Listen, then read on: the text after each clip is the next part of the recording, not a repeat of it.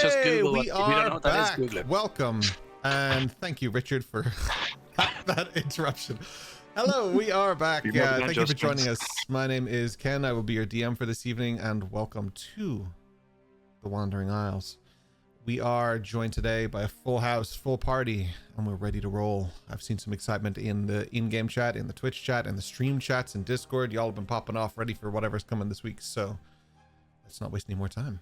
Mr. Ryan, take it away. How are we doing, guys? First and foremost, last time on the Wandering Isles, I'm going to do this nice and plain and simply this time. Boo! Thanks for coming. See you next time. Welcome in. Everyone, boo harder. Yeah. So, it started off with Dash rising and also sitting up as Liz was waiting on his windowsill. It seems as though the better rogue of the two is back, and she's ready to go and do some shit. I never left. Yeah, she probably did it. She's probably down there somewhere hiding. He said he never left. Oh, he never left. Oh, what a shame. Anyway, I'm gonna turn evil so hard. is that what you're calling it now? Evil? All right, cool. So, getting back to the recap, Eos and Dash went off to go and get some stuff they needed for preparations for Liz's new room, or Wes's old room, as we found out. There was leather to be caught that Dash killed some horses for. There was plants to be grabbed that Eos went and got from the gardens and stuff like that.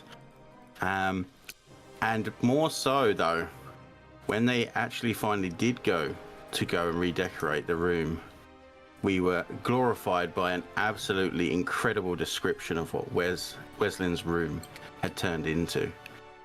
So, having made the decision that this was going to be Liz's room, they then said, no, do you know what, we'll let her decorate it, even though they told her that they were going to have it ready for her.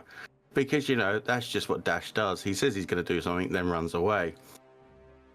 I don't know how I'm getting this reputation from. If you make it, we see it. Yeah, exactly. It's the Tabaxi's been spreading all those rumors. Right? Yeah. In the meantime, Amadriana had done some research. Didn't really pull up too much because apparently she doesn't know how to read books very well, and instead chose to make her way to the history teacher by the name of Odium Memoris. There, she spoke to him. Him? It is him. Mm-hmm. They. It spoke to they about. That's easier. Yeah. Spoke to they about the history of the land of which she had come from, Vaudois, and about the raised threat that had happened to kill a supposed prominent member of one of the families there when he decided to take on a little bit more than he could handle. With these ideas of race threats around, not just from where she's from, but all around the world, there's this ominous presence of possibly something waiting to attack, at least in her eyes, and she wants to get ahead of it if she can. So she wants to learn more, and this will probably come, unfortunately, at the cost of Dash's life. Well, maybe. Enough about Dash, though. Just ignore your, like, there's a list, it just says Amadriana 17 times over. Just ignore it. Yeah, you're just tallying it up, right? Yeah, good. Awesome. So you're saying there's a list with women's name written on it? Interesting. One woman's name. Interesting. Oh, even more interesting. The list. That's how important I am to him. He'll never get me, but that's how important I am to him anyway. Oh, I'm gonna get you. Meanwhile, up on the mountains above the Maleficum's school, we find ourselves with Slate and Weslin as they talk to their new friend Kalis, figuring out what's kind of going on, trying to get some answers for themselves, and also Weslin's current mindset of living in a dream, where they also were told about a particular book that may or may not have good resonance. However, it was stored there by a prominent teacher that said, do not fucking touch this. And of course, What did our party do? They went and touched the book. More than just touching the book, though. They let them in. And that's where we join Slate and the book. So I believe last week, Slate, you picked up the book and you chose to take it with you. Am I right? I did. I've wanted to ask this question for a whole week now. Are you telling Weston? Oh, currently no. I just put it in my satchel. Like I said to Kalis, can I take it? He said I could. The book wants me to take it. The book told me it knows stuff that I want to know, so I took it with me. Makes sense. Always trust the talking book. We know that from all forms of media. I'm sold. I mean, me personally, I'm sold. Slate's only ever had a pet rock, and it was never as good as a talking book. So, I mean, he's on cloud 9. Literally, he's that high up, so it's all good. Can we get the merch team to look at seeing if we can just get a pet rock in the store, please? Yes. Also, I disagree with or sell pet rocks. I disagree with the storybooks always being evil. Look at that film with Macaulay Culkin. Those books were lovely to him. They looked after him. That is true. Home Alone? That is. No, I Sorry, can't remember that. The Page Was it Master. Page Master. Thank you. Yes. That was great. That was great. Anyway. I don't know. I just keep going back to like the prison books and Mist, and you know, no matter how many times those guys are like, "We totally want to get out of these books. Help us out." It's never a good idea. No, it's a great idea. Slate, you're bang on the money, and I would like to see where this goes. So, I mean, what's next for you? You have the book. It's in your satchel. Yeah, I mean, when last we left off, took the book, put it in the bag, to be continued on that. Weslin had gone for a wander, and obviously we had been shown corridors upon corridors, rooms upon rooms, and there was talk about this being similar, if not the same, magic to what's being used in the school. And, you know, the thought had crossed my mind that perhaps one of the doors here leads to the school in some way. Whether that's possible or not, who knows? But with that in the back of my mind, and having found a cool book, I think I would be encouraged to look in as many rooms as possible to see what else I can find, whether it's Weslin or a door that leads somewhere like back down the mountain. I'm game for any and all of the above. That's what I'm at. Whichever comes first, Weslin or something. Okay. I'll get you to roll just a random d6 for me, please, and then let me know the outcome. In the meantime, Mr. Rory recently got himself a puppy, and I promised that if he shows me said puppy on camera, which he did, we would give the team inspiration. So you may all have inspiration for today's round. Woo. And if you go check Discord, there are pictures of his very beautiful puppy present in the pet channel. Puppy Make power. sure you have a look. Puppy power, absolutely. But you earned the team by buying a puppy. Yeah. You Raising earned the a team puppy. inspiration. That's enough. I'm very easily bribed by puppies. Perfect. I have no idea what the D6 does, evidently. I rolled a 1. In D&D history, normally 1 is bad, but I guess I'll have to wait to find out what that one is. Oh, D&D history may be wrong, because what happens is terrible, not bad. Oh. Slate, not only can you not find Weslin or any tunnel anywhere, you have no idea where the fuck you are. You've gone down so many corridors that going back has no option. You're just wandering the halls. Every door you open looks the same. Every room looks the same. You're lost in a tunnel. What do you want to do? I think I will blow the horn of Gondor. You're actually blowing the worm gun? Oh, Just making noise with the and 6? just...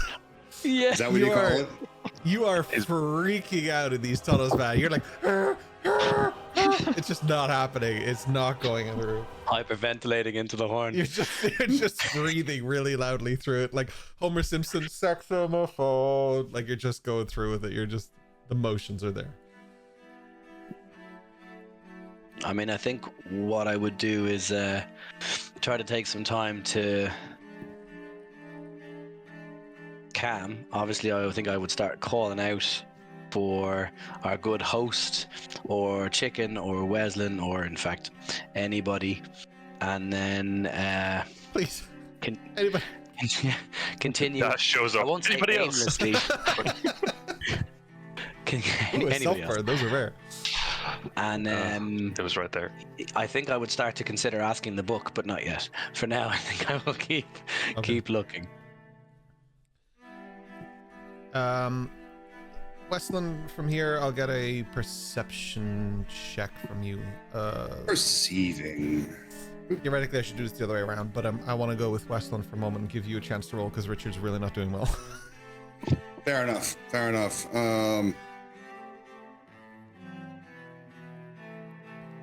Should have gone with Richard. You're That's sitting. 11. If I remember correctly, you're actually sitting outside, so it's a little difficult to hear. You're kind of just petting Chicken, and there's a nice gentle breeze atop this mountain, and yeah, it's not. You're not. All the islands are visible from this point, right? Correct. See, one thing I wanted to know. There's two things I wanted to know. One, Boris, can I identify which island? I mean, I probably have never actually been in a situation to where, one, I can see islands like this, and two, while I know that they exist, I probably have never seen a map before.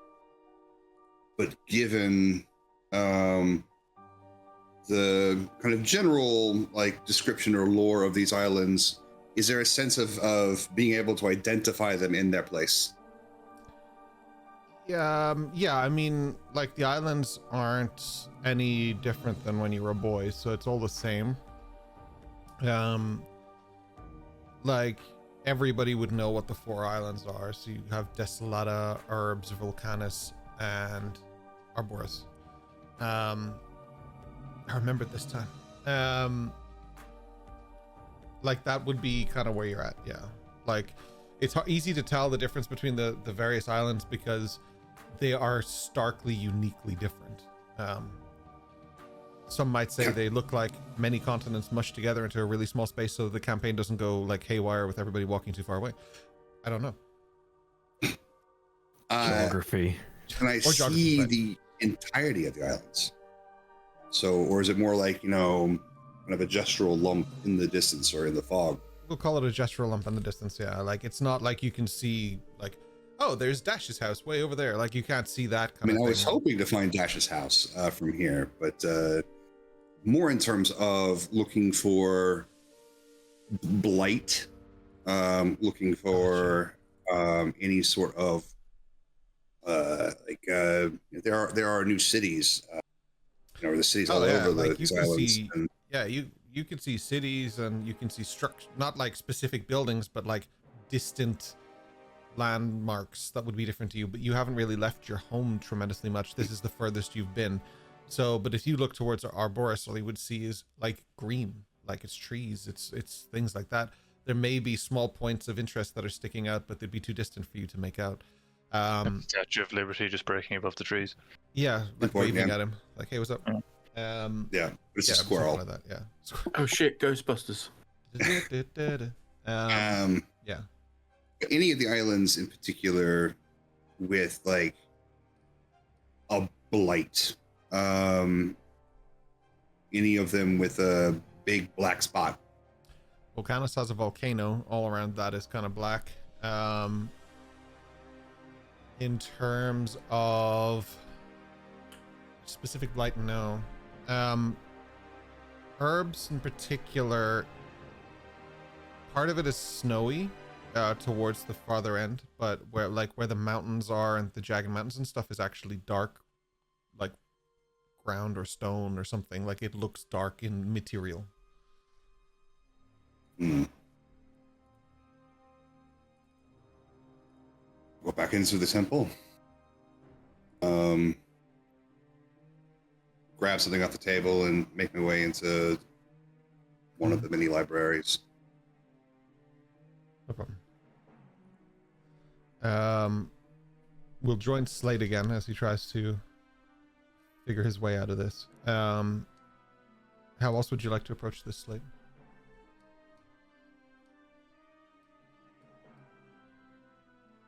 Do I get the sense that where I'm going, where I've been, that I'm getting all turned around and it more or less all looks and feels the same? Is it that kind of a vibe? Oh yeah.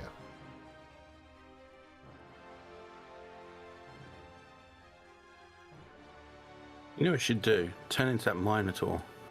Do you have labyrinthine memory? I think I have some string in my bag. Hang on. Let me just. You didn't drop the gingerbread crumbs? Yeah, I think not knowing the length and breadth of this, my assumption would be, or at least my hope would be, that it is not infinite, that there would be someone, something, some way. And if the panic wasn't setting in too hard yet, I wouldn't think anything other than keep going in whatever I thought was the direction of where I came from or best to get out. I think having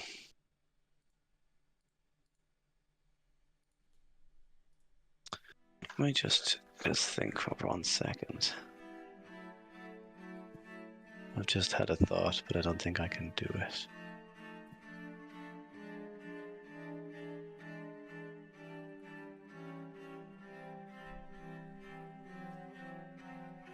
I feel like not knowing how this works, but having felt like I've heard it somewhere, I feel like I would go through my gear for my water skin and I'd be trying to find like a small bit of metal to put in water and get it to float and be like, does this like a compass? Does this show me where to go? How does this work? I think I've heard about this somewhere. Okay. But I think I would just keep going, I suppose. I mean, how much time has passed in terms of, because distance I don't know, but time wise, do I have any idea? Even in my head, it's a rough approximate of like a half an hour. Do I know an approximate? It's only been a couple minutes of you wandering around. It's not like you've been there for 7 weeks. Like it's just been a couple minutes. It's nothing too stressful. Like it's just, now it's getting to a point where you're just like, oh, like, okay, where am I? Yeah, exactly. Well, I don't think I would have changed my approach. I don't think I would be too panicky. Like I said, I've blown the horn, I've called out a few times. Just assume that whoever's around is the equivalent of outside in the garden, so I'm just looking for that back door to find my way through the kitchen or whatever it is. So I just keep doing what I'm doing, trying to work my way through and see if I can find any logic to the place and see if I can find anything that all of a sudden gives me progression or a sense of progression even, Okay, yeah. I'll get another D6 from you. That's probably the easiest.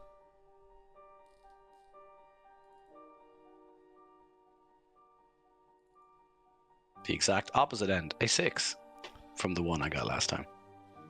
You're looking through all of these doors.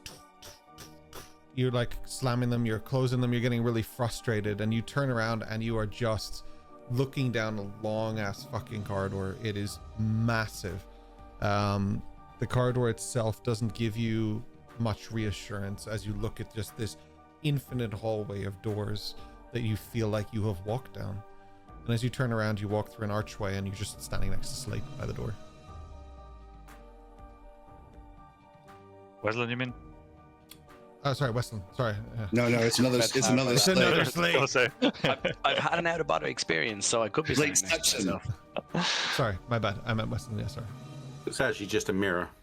It's not even an archway. It's just a giant mirror.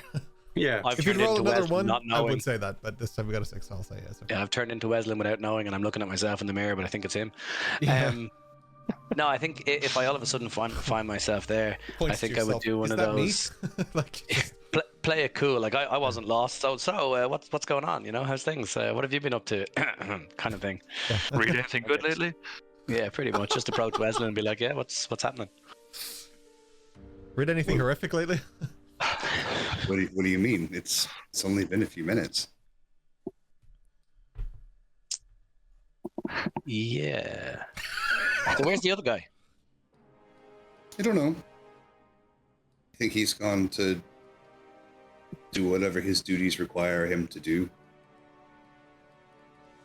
Maybe he's gone to fulfill whatever he's supposed to fulfill. Wasn't particularly comfortable around that thing, and I think probably for good reason. And now I wonder if all of these books are the same way. Just kind of survey the wide variety of books that are clearly not hidden in a room, on a pedestal looking ominous, but still, like one bad experience with something. Now maybe reading is bad, now maybe these books need to go away. No one's allowed to read it anymore. So I step in front of Wesley and just start putting my finger out towards the nearest set of books, like eeny, meeny, miny, mo. I just grab a book and I go, like this one, and open it in his face. At the moment, it's in a language you don't understand, as far as I know. Does that prevent Eyes of the Runekeeper from functioning? Let me have a quick look at Eyes of the Runekeeper. Wesley's doing some secret stuff. Western, there we go. Where is that? While Wesman is sheet? deciding if he can see it, Slate is just gently thumbing through the pages like somebody who's looking for pictures. Just being like, what is this? What is this? I have no idea what this is, and hoping some of the text, like this is a different language, and hoping like the comment section comes up, or a picture or a symbol or something that makes sense, piece to color in, whatever. So the question, where is that on my sheet? Just pulling up your D&D Beyond sheets, right? It'll definitely be there, but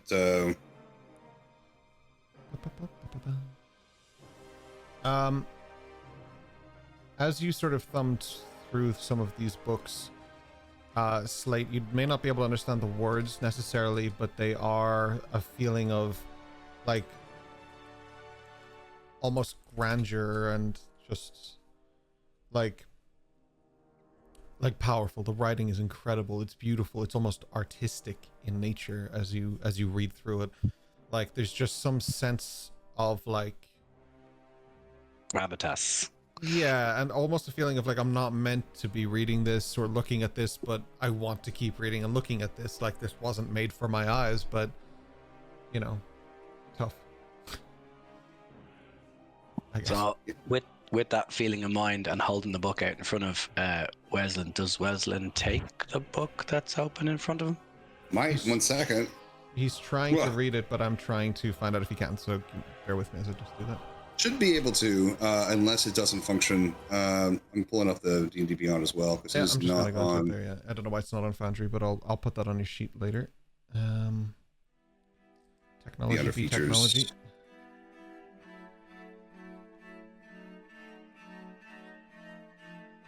Okay.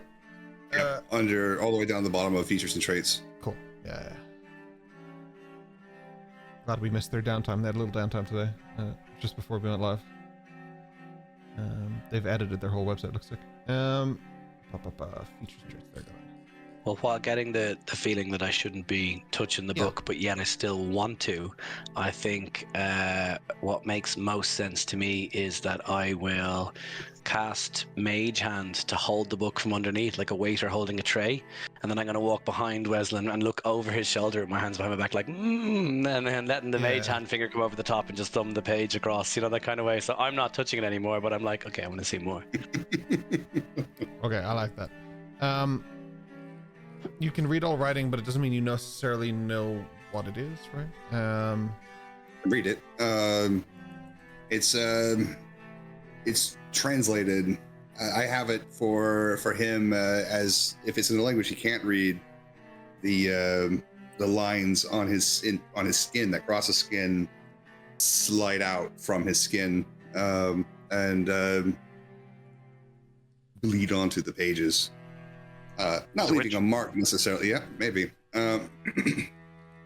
If it's a particularly like powerful or protected one, and he may like bleed from the nose a bit. It may come out in more force through his eyeballs and his mouth.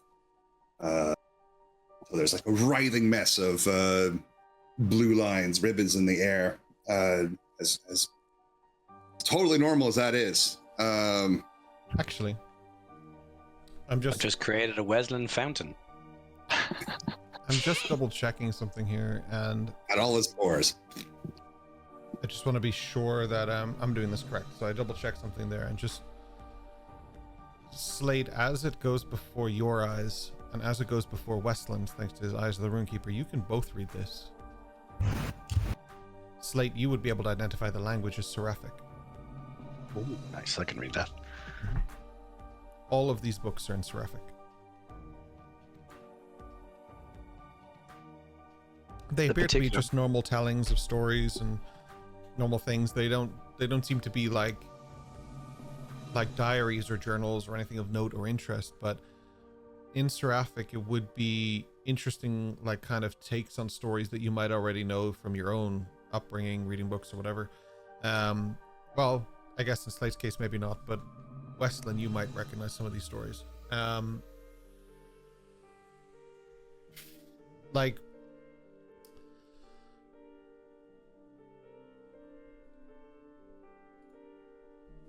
yeah.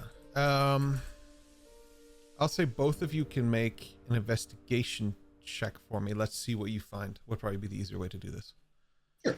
Can I tell you something that I'd like to look for that you can bear in mind with this check specifically? Sure. Having just arrived at this place and learning about the celestial being that is here, and let me I will roll this first and then I will tell you.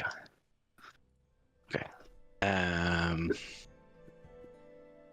A 19. So what I'm looking for is we were informed about Stella, I believe it was, who helped to build this temple, and we know that the temple now houses books in Seraphic. We know that he's a celestial being. We know there's stuff going on here that we don't understand, magic at play and this, that and the other. So the only thing that I know is that Stella helped build it. So I would like to start looking for anything that I could try and find any information about Stella and or the building of this place, any book, because they should both be connected. If I find a book about building this place, she should be in it, or a book about her, it should be about building this place, and so on. Okay. That's what I'm looking for on the stems or the contents pages, or when I'm flicking through. That's the kind of thing I was looking for, if possible. Sure. And before I proceed, you don't need to, John, but is there anything that Westland would be specifically looking for, just to sort of guide me a little bit, or? I think he's going to be looking for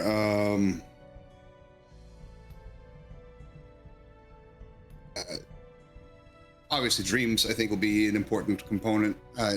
How to wake up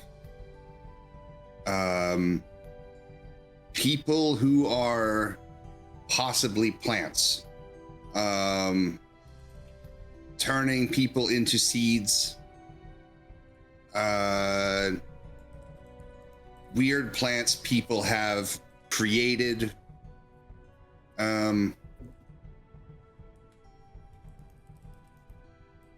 where did all the witches go when they were put to sea? Those sorts of burning questions. And I'm going to say that I would say out loud while thumbing through the stems side by side with Wesson what I'm looking for, because I don't think I'd be doing it in silence.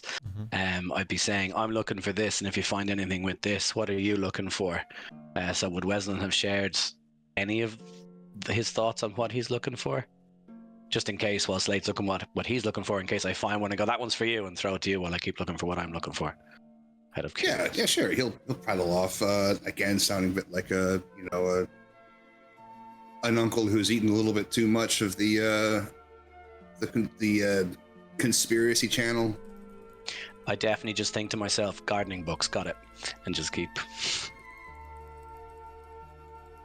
Okay. So what were the rolls? So Westland got 18, so we'll start with him. And I got 19. Okay. All right. So Weston, yours is a little bit easier. I'm just flicking through notes here to make this easier.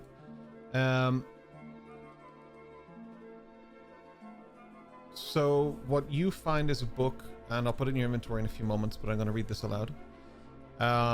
This is a chronicle. It's called The Chronicles of the Eternal Watchers, a study of trance and reverie. Basically, they discuss what is, and it'll tell you in more detail in the book, so I would recommend you read the text when I put it on your inventory.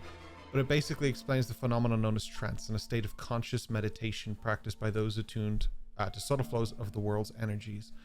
It goes into different explanations of things, so what happens when they enter restful states and stuff like that. And for some reason, as you're reading this, like, there are sections talking about sleep and dreams and patterns, but your eyes keep coming back to this. It's like you flick away from it, you're like, whatever, and then you just sort of pull back the pages, you go back and you just want to read this. It talks about how the practice of trance is deeply rooted in ancient traditions, wherein practitioners would enter this state of not just rest, but processing memories, reflecting on past experiences, and achieving heightened spiritual clarity. And there's something in that just pulls your focus. Like, that makes sense. You can remember the other dreams, you want to pull that information back. There's something there that Westland may be interested in. It kind of goes on to explain that historically the state of trance allows certain groups to remain vigilant on longer periods, which is a crucial advantage in times of war or long journeys. And a trance is also considered a sacred time, a retreat into one's inner self. And there's something about that, again, pulling towards Westland. The concept of trance stands as a testament to the resilience and discipline of those who master it, often a unique blend of rest and reflection that is unmatched by ordinary sleep of others. And suddenly, as you read that, it clicks for you that this may be what you've been trying to do along. People have talked to you about trances. People have even mentioned the word trance to you, but this is the first time it's properly been explained to you what a trance state is. You've managed to almost go into a trance-like state yourself already, which gave you a sense of rest. And with that, and with this, it feels like there is something that makes sense to you, right? What I'll do is I will send this book to you now in just 1 second. And then what I'll do is I'll move on to Slate first, and then when you guys are doing stuff a little later, I'll just put this across. Because I just have to copy it from my notes. What? Freudian slip there. That's going on the TikTok. Stay calm, Shaq. Stay calm. I don't want to see the meme chat later. I'm done. Be still my quivering heart. Yeah, right. Anyway, so Not check. Sorry. Oh god. We just got re-railed. Let's stop getting derailed. I say re-railed either. Okay, let's go. So, Who got railed? Slate was. We'll talk to Slate. Let's talk to Slate. Oh shit. The D&D Slate, is dark. what was your question? 19 investigation check for finding books about Stella in particular, and all about the architecture and how that all goes together. Thank you. Okay, perfect. Stella and the architecture of this particular building, right? Yeah, and how, like, anything that kind of ties to the school, or because they obviously have that feeling, but I don't know. So basically anything that comes up about that kind of magic, her, the building of the temple, why, when, how, whatever it is I stumble upon. Okay.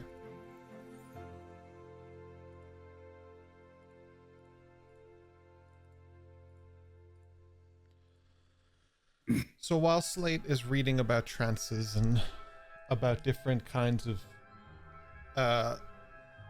sleeps and variants of that, Slate, there's a moment of fear as you get pulled into yet another book. There might be something to the fact that this is in this building. There might be something to the fact that this is yet another book with a voice. But you soon figure out that this is just how the language of Seraphic speaks to you. This is not a voice in your head. This is an experience that you're taken on.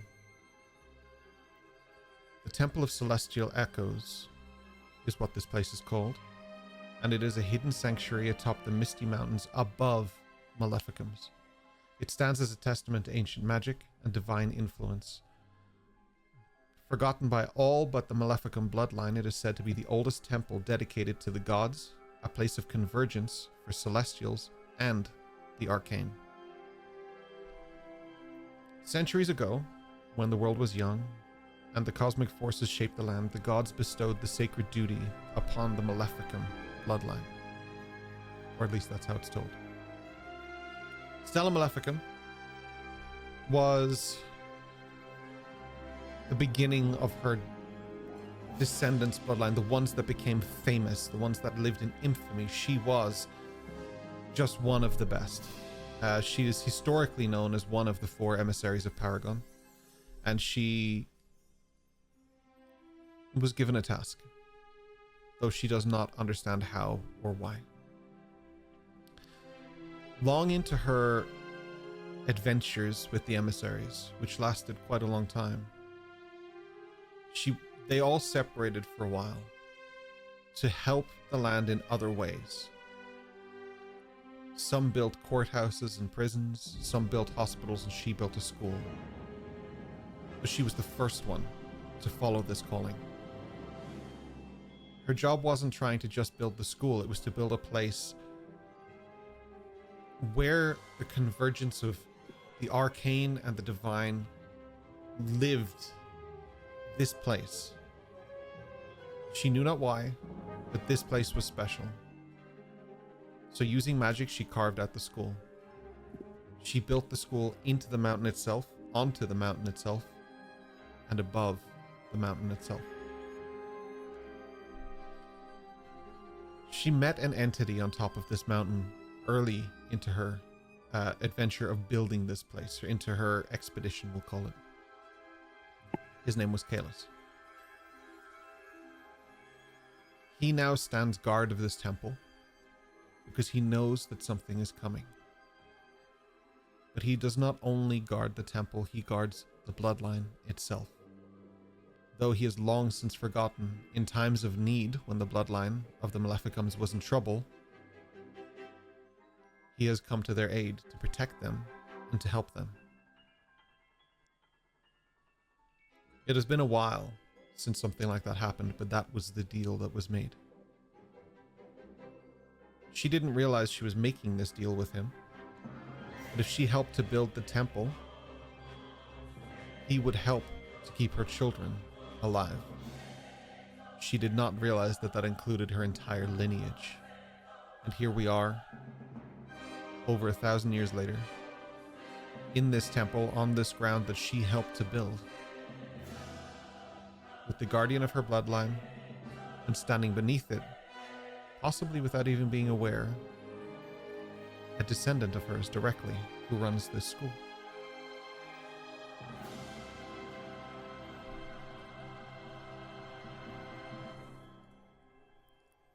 The word that you keep reading is ascension.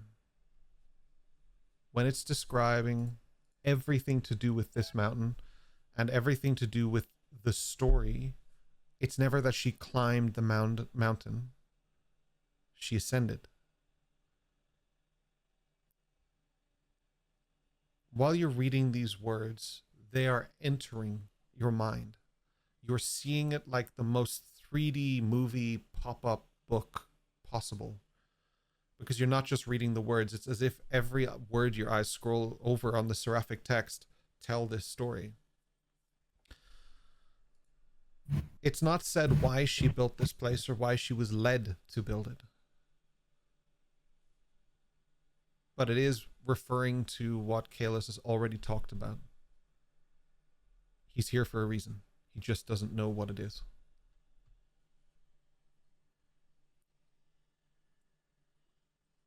But the important takeaway in all of that, in everything that's being said there, is that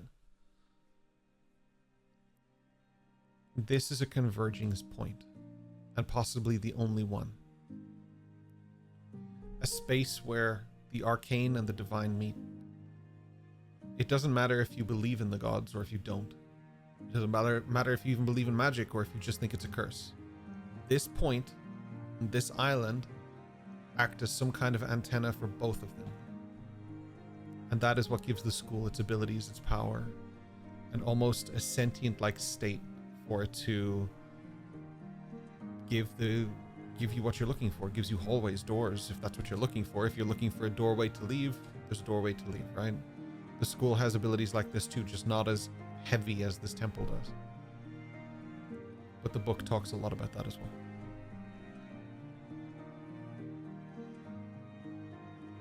Having read that and understood that and sort of had a feeling of the link, we've already experienced a lot of that divine energy from the food, the boost we felt, the vibe, Right. the atmosphere, all of that. It's been explained as well. And now having read all of this to sort of put a few more pieces of the puzzle together, I want to run out of the library to a door down the corridor, only 2 or 3 doors away from where I was, so I don't get lost, like right beside it. And I want to place my hand on the door and think really hard about the school and try and do it. If I think really hard about it, can I harness the energy? Does it listen to me? Does it understand? Can I Click your heels connect? together 3 times. Yeah, and I There's want no to just place like home. There's no place like home. Monsters Inc. the door and see if that's where I'm going. Is that what's behind the door now this time? You as open the opposed to door room that was there slowly and before. crack, and Scully is standing behind it. You open the door, and rather than it being the school, you find a room that's very similar to yours within the school. So rather than it being a teleportation device, it's more like it gives you a sense of comfort because it's what you're thinking about and where you want to be. So whatever, like we can say that if you're thinking of Remington's office, it looks like Remington's office, but it isn't Remington's office. It's not a direct gateway to it. It is just an illusion of sorts. So would I be aware from opening the door and sort of stepping in, I'm sort of touching it, would I be aware that that's kind of an illusion and that's the feeling I'm getting, that it's not the real one? Would I be aware of that? Yeah, I mean, like, your room also has paper on the wall and different things that you've made your own, and this doesn't necessarily have that unless you're super thinking about the details. But like, if we use the example, I know Slate doesn't know this, but if we use the example of Westland's room from last week, it was incredibly detailed. It was much more grand than any of your rooms because his imagination didn't stop at this is a room, right? He thought about the fact that he wanted to be outside in this environment, in this space, and that's exactly what he got. He wanted something, he imagined that something, and whether he knows or not that his room looks like that, he got that something. That's what's happening here as well. Yep, perfect. So feeling that, I get the impression that a lot of this vastness that goes on and on and on and on and on ties to our host and him being here for so long, and these rooms being populated by what he might think he wants or otherwise, and being here so long, that's the reason they go on and on and on and on. That's something that I start to think, whether it's true or not, that's the feeling that I'm getting. And Almost why say he's on a journey because it goes on and on.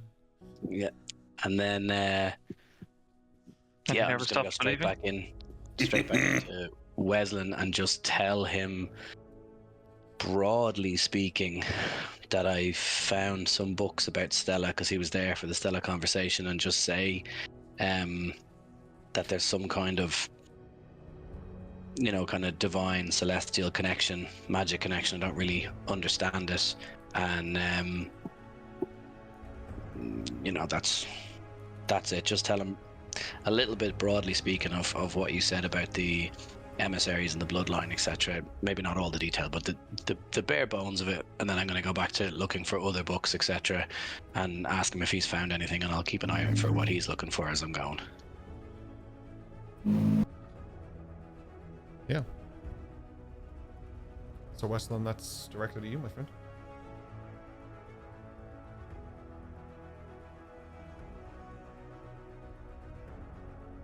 My grandfather told us a story. His grandfather told him. His grandfather before him. There was a witch.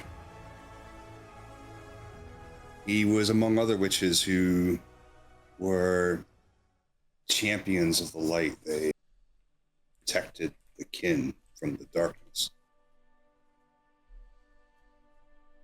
War between light and darkness is not one that is easily finished. Both require each other to exist. One of the witches thought that if he could master darkness, that he could use its power against it in the war. So he went to seek its secrets. He was not met with resistance. He was welcomed like an old friend. He was given every secret freely by 1,000 teachers. He mastered darkness. But in doing so, darkness mastered him. The other witches fought him. This was not how things should be done.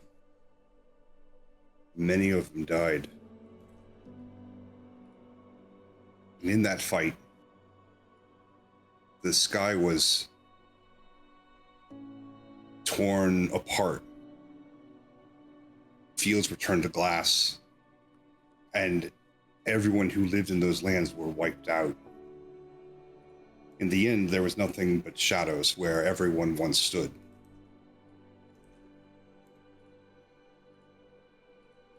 It was Stella Maleficum who tore the sky open.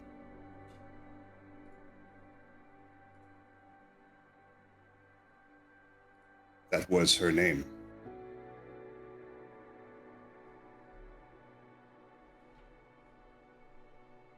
Be very careful, Slate. These are forces well beyond our capacity at the moment.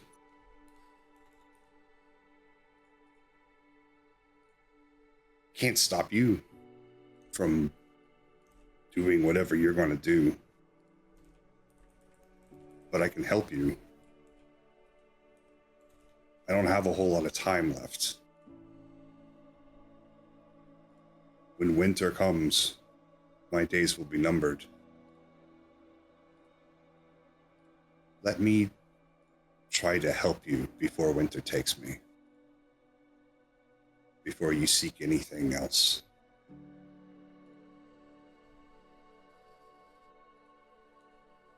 Hearing his words and having that potential penny drop of that,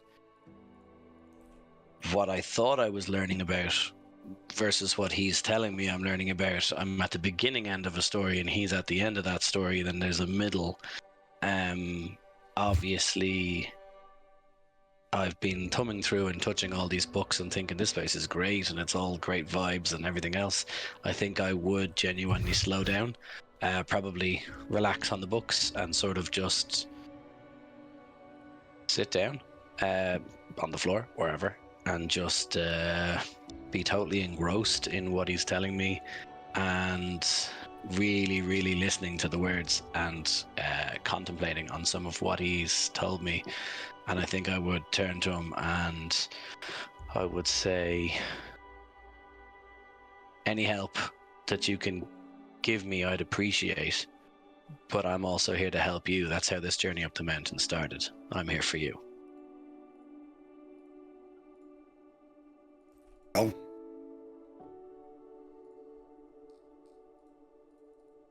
there's something you can do to help. When winter takes me. When this stream ends.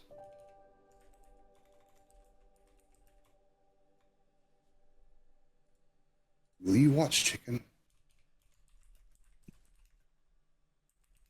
Take care of him. Make sure he doesn't steal. Not sure I can do that, but I can try. We'll need someone.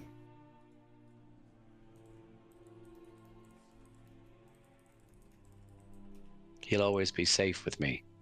My door will always be open. This much I can guarantee you. Thank you, Slate. You are a good friend. I will miss you.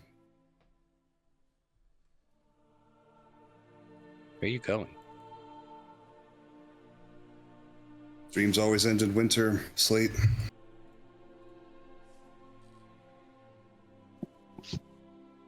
And it's almost winter.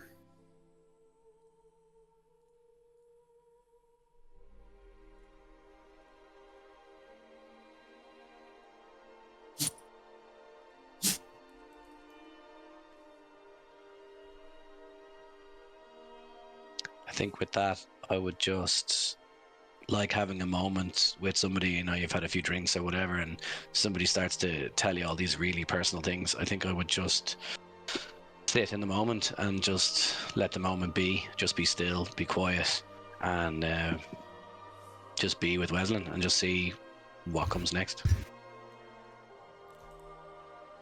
While you do, you take this moment to look at the lines on Westland's face. Really, really look at them.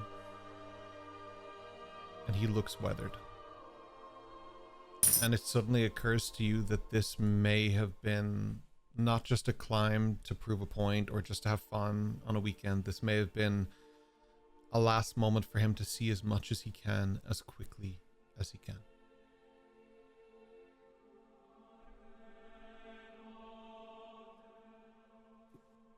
I think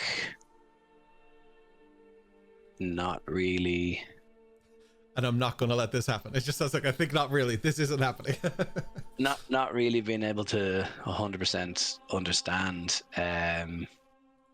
So I can see that he's aging rapidly, since I've met him. And obviously he's telling me about winter coming, etc. But if you've ever spent time with anyone who's sick or anything like that, even if you know it's coming, you don't want to believe it's coming, and it's it's not something till it is something. It's not over till it's over, type of thing. I think instinctively, my thought would be to go to one of the healing potions that I got previously from the nurse's office during the we'll just call it the Boreal incident, and I think, like uncorking a fine wine or whiskey, I think I would just take it out, take the top off and be like, yep, and just hand it over like, is this the kind of vintage you're looking for? Is this going to do any good for you? And gesture to him, and it's up to him whether he wants to take it or not, effectively. Save that for a climb down. So I'm going to cork it and put it back towards the top of my bag, close where I think I can get it quickly. I remember there's beer on that table. It's like a beer. Hell yes. We leave this library. Library belonging to the witch who tore open the sky. Eat and drink. Just kind of digest that for a second.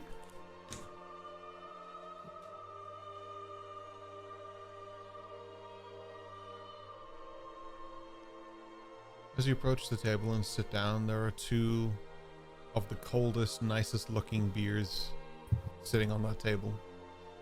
And it is the moment that you guys have been constantly waiting for. To have a drink, uninterrupted. Just the two of you to relax. And on that note, we'll swap over. Let's see what the other guys are up to. So anyway, I came in blasting. And Yeah. Why is everyone uncontrollably sobbing? What So are these weird. emotions? I'm in a glass case of emotions. Tell me what you I'm guys are up almost to. dead, but you can do me a favor. Here's a veiny eggplant. Oh my God damn it. god. What are you guys up to? What are we up to? Where are I think we just left Weslin's room. we? Oh yeah. Yes, I think we should maybe.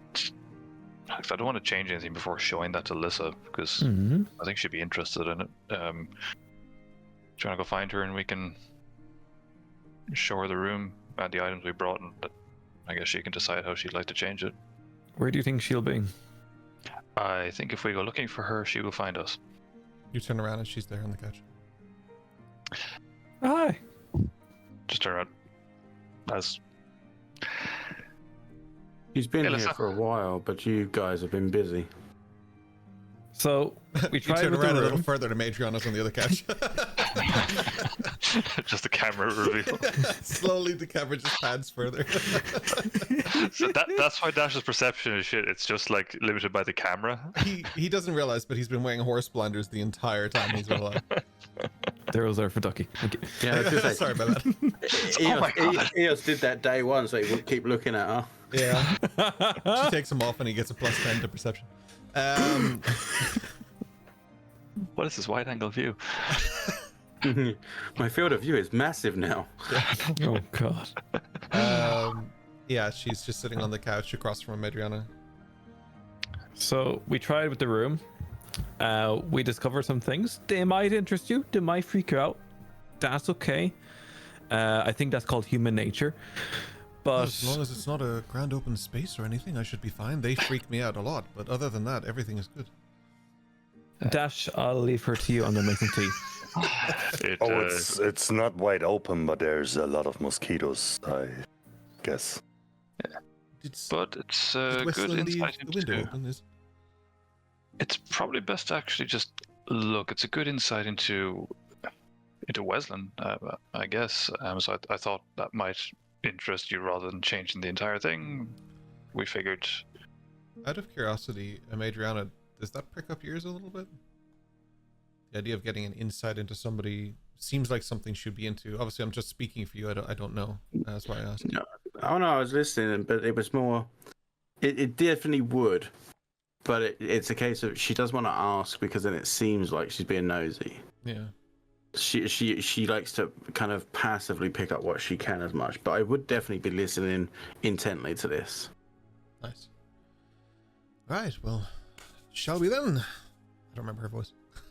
I need to read my notes. I've forgotten her voice. Wait, it's Remington in Oh, disguise. shit. And I don't know what voice that was. That wasn't Remington either. Let me get Alyssa's notes up. I need to remember. I imagine if Remington was cursing, that might be his voice. It has been. It has been like a long day. Wednesdays are killer. Oh yeah, got you. Right. Right. Shall we go? Yeah. Yeah, come with me. I'll just walk up and hold the door open for her. Who wasn't? Was it just Madriana wasn't there last time? Hatsu and Eos both went in. Mm-hmm. I think so. Yeah. What, the bedroom? Mm-hmm. Yeah. Well, I put she the was there. dream catcher on above the bed. That's right. You came in Oh, late. yeah, You went in there at the yeah. beginning, but you came in a Yeah. little later. That's right. With I the was off open doing- wings. Yes. Oh, that's That right. was. Yeah, cool. Yeah. Come on in then. The flowers. Myself and Eos got those for you.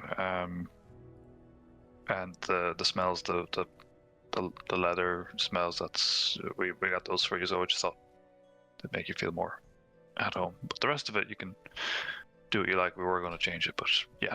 Look. As you shyly stumble over your words, she kind of looks towards you and then looks towards the other people to get any kind of reaction or feedback on what this is, because this is not a side of you she's familiar with. She then just To kind nods, of yeah. double down on that, I'll actually reach for her hand and lead her across the threshold that way. Why don't you just pick her up already? 50-50 she accepts or just stabs you with a dagger. Let's see. Well, it's just kind of like I'm reaching out a hand. I'm not grabbing, you know. Well, it's just friendly, you know? Like brother and sister. From the sofa, they just hear as Madriana calls out to Lisa, "Don't worry, we'll get rid of the dash-sized cardboard cutout of him." You go to open the door, but instead of seeing Westland's room,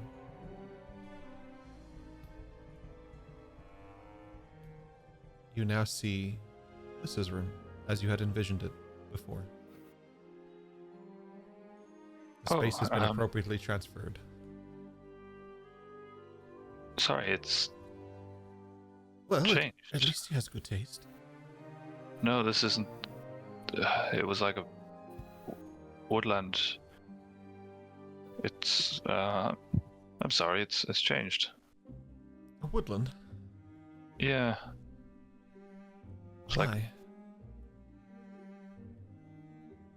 I guess that's what he imagined, and that the room gave it to him. Let's see. It didn't occur to me to imagine anything other than a room. She looks towards the back wall, and suddenly you see a rack appear that just has knives, daggers, blades, like all sorts of like just weaponry. And she's like, this could be useful. Do you think if we tried to imagine a pathway to the vault, would the school give it to us? That could possibly be at least one piece of the puzzle. I don't feel like it would be that easy, though. I'm sure the fifth years already know how to do this, so... All things considered, if you can have anything you want, I'm surprised your room is so, vanilla. Where's the hidden portrait into what I can only imagine is some sort of crazy... dungeon? Dungeon?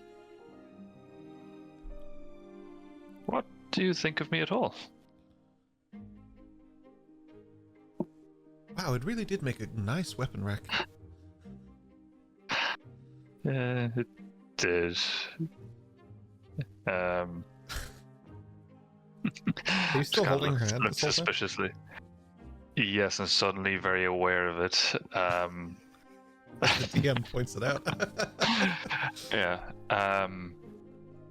Anyway, just kind of letting go.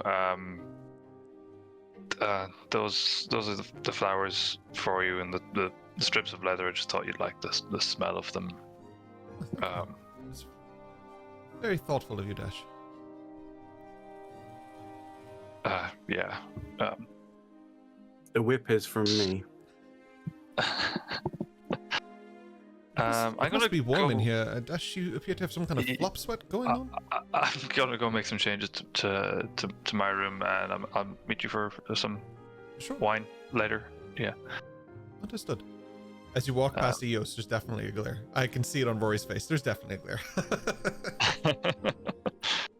Dash is about to go and make an identical room to Lys's now, just so you can remember it. Just slightly different, like just so we can pretend it's not. It's like a reverse mirror version of it, yeah. You know, like in the when kids meet someone who's cool and they try and take that identity a little bit, like that's Dash now. No, I will make changes to my room, but I might keep that a secret for now. So I'll delay for a little bit at the door handle, walk in, just kind of smirk. Somebody screams. No, I'm just kidding. He is 100% getting a round waterbed that rotates. Oh my. The Zach Brannigan room. Yeah. Would you like some champagne? Yeah, so I'll just... Oh my god, how have I not made that parallel before? Is Dash Zach Brannigan? No. Oh my god. It's incredibly well at the moment, actually, yeah. Oh my god. This is Futurama. As you close the door, nobody but you will ever know that your heart rate is a little bit higher. You're glad she's back, obviously. Like that's clear. But there's just something to it that's a little unexpected.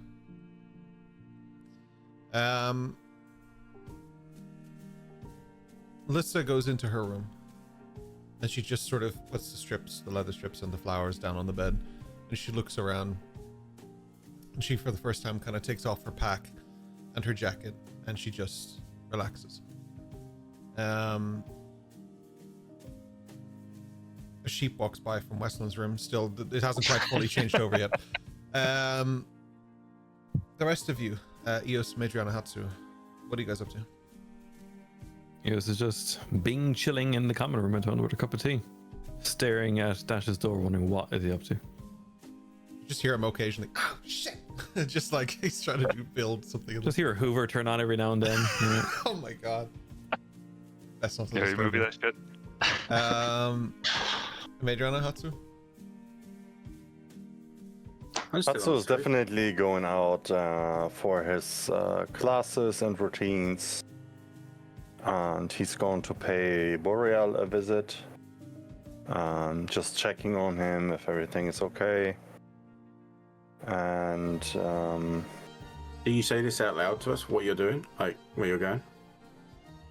no, he would just leave. Okay. Yeah, he would just go out to his routine walk, basically.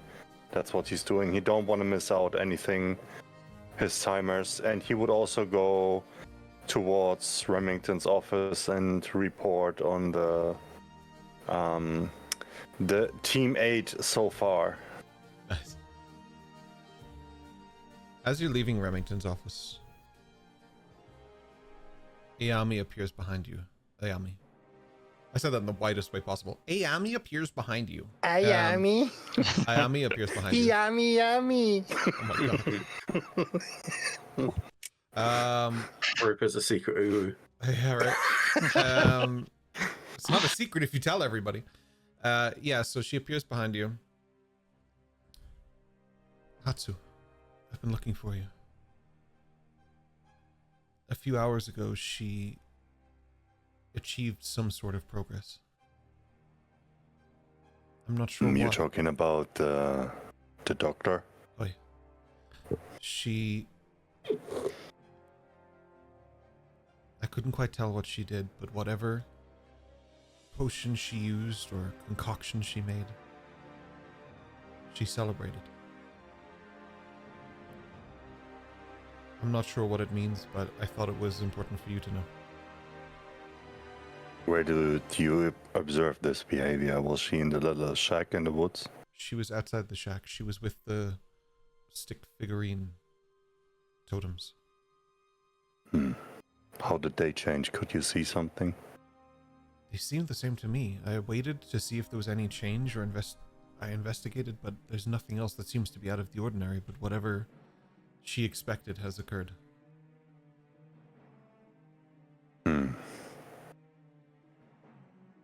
どうもありがとうございます. Keep an eye on her. I will collect the rest. She steps backwards into the crowd and just disappears. Yeah, she goes And to go follow Dr. and Hatsu kinda Naruto runs down the corridors. You crashed into a bunch of students. They go Dashing. flying out of the way. Yeah, no worries. You had Yeah, he goes towards the dorms rooms, and he kind of goes in, like kicks open door. Eos, you just come sit on. down with your peppermint tea finally, and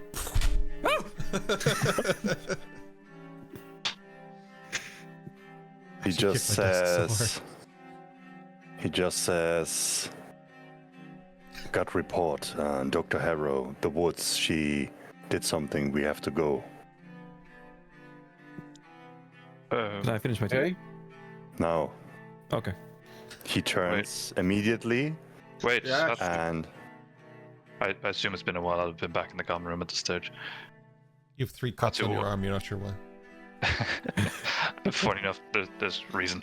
I have it written down. It's okay. Tracks, get out of my head. Hatsu, My head now. what's your plan?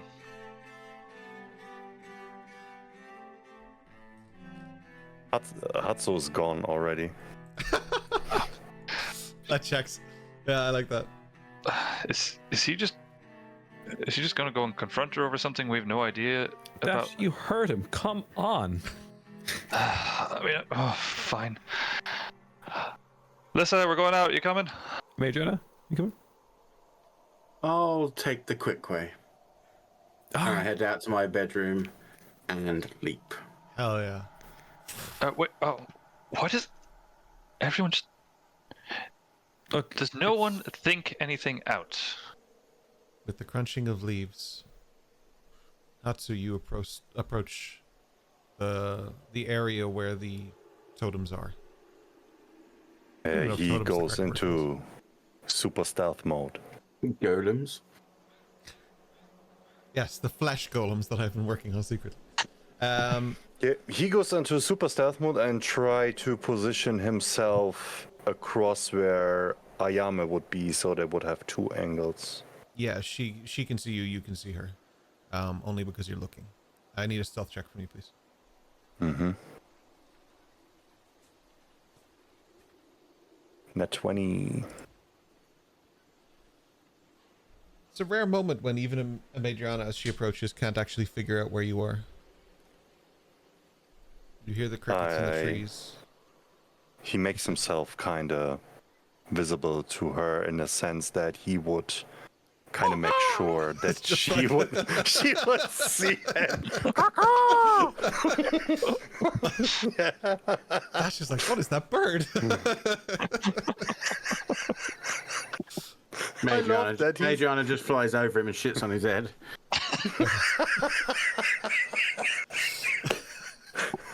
Wow. Have it. Her nickname is Stephanie Seagull.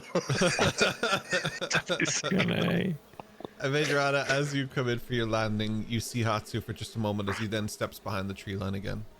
Are you trying to be noticed or unnoticed here as well, Madriana? Well, I'll do a flyby like far enough up first to make sure that I can see all aspects of what might be moving, what isn't moving, hidden people, all that kind of jazz. Trying to keep an eye on it. Okay, if you're checking the area first and scouting it, then just make an investigation check for me. Happily. Not bad. It's a 17. With a 17, let's see. There's no sign of anybody. There's no flicker of light from the shack that she's been using underneath the hill. There's no sign of any movement, anything unusual, until Hatsu makes himself noticed and points out Ayami, and then you see them. But at the moment, the place looks clear. Although I will say it probably makes you second guess it based on the fact that Hatsu and Ayami both weren't noticed at all. But this ain't their first rodeo. If they're trying to be stealthy, then I'm gonna kind of land with a ta-da kind of aspect to it of like keeping the attention off of them, and just see what I can see and like have a look at these creature things, wherever they are. Sure. By the time the flyby is done and the meetup with Hatsu is done, I would say that Eos and then probably 12 seconds later Dash show up as well. So like whichever way you guys want to group up and do this, you can. But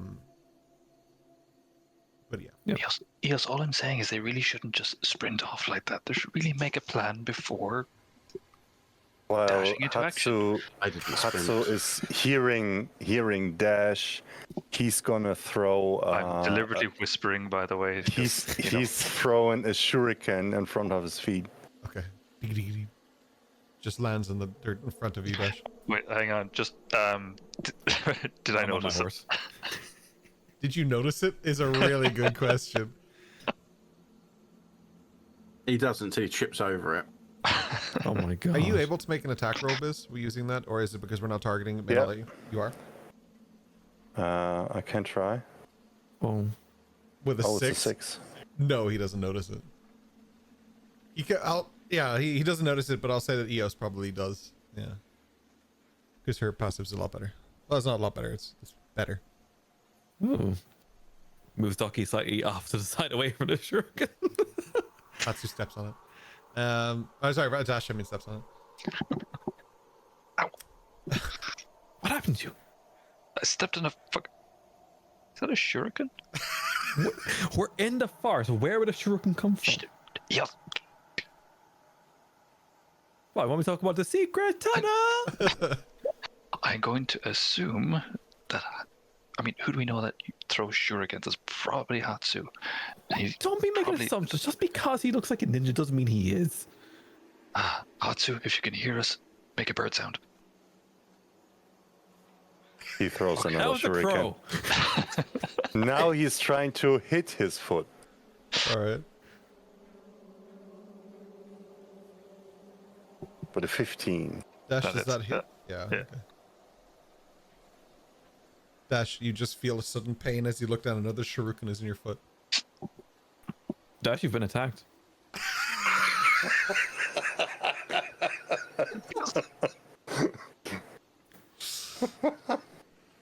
The serene calm in her voice. Dash, you've been attacked. Like the Captain Holt response. Listen.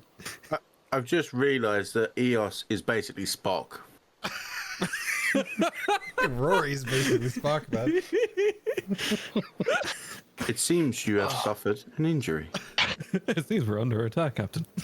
I don't want to alarm you, but this will be gangrenous. Ouch. I'm gonna assume that was a hot suit for shut the fuck up and be quiet. Yeah. Yeah. Yeah, let me get that, and I'll yank it out.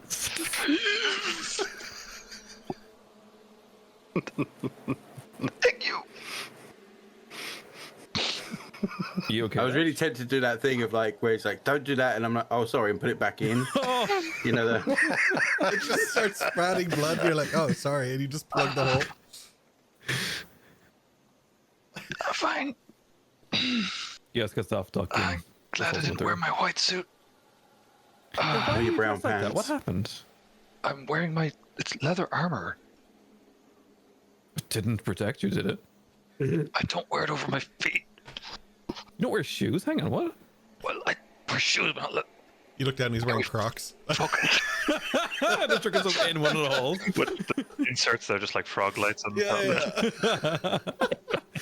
Leather armor Don't from worry, his ankles out, but fucking Crocs on Sounds like his feet. SpongeBob as he walks. But I put them in sport mode. Yeah. If you double tap them, they just go, Gary.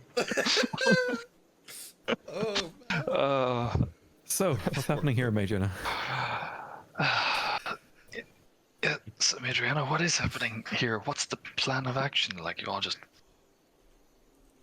fucked Hatsu off. said, get here and have a look, and we're here and having a look. What are we looking These for? weird tree people. Well, there's nothing wrong with them. They're Apart trees. from the fact they're moving. Oh, they're... Are they moving? Are they moving? Are they moving? We'd noticed before that one of them, the hand had moved, right? Are they If I remember currently, rightly. Are they currently moving? Harley said yes. Oh.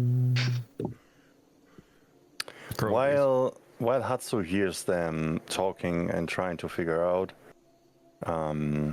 he is actively making hand signs towards Ayame to communicate to her that they should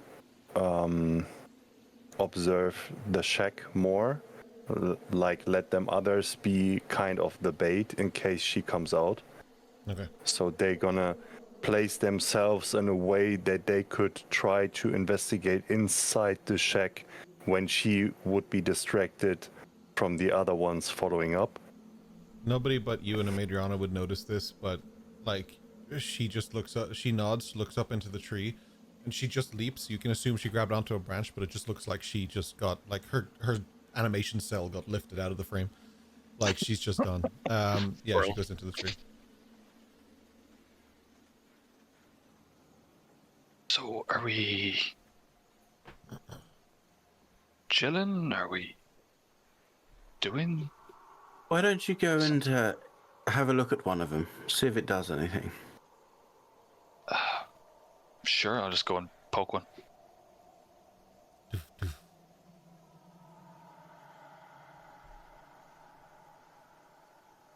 Was that Ducky? Might have been.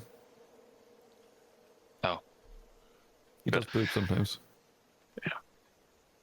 I'll just turn back to Madriana and just kind of. I don't know either. I'm just following on what Hatsu had said. You know as much as I do from what he said. What do we think he wants to do here? I mean, we've looked at these before. Did you ever get inside that hut? I didn't. Well, I guess I won the bet then. Wait, did you hear that? I just figured your ass was falling out. Dash, is the bag between the twigs still there? Is the bag between the twigs still there? The bag between the twigs is still there. Yes, it's still there. Good. Thank you. Doof, doof. Oh, okay. No, seriously, that's not Ducky. You're still sitting there. What the fuck is that? What is Can it I tell? from? Can I tell where it's coming from? Yeah. The thing you just poked.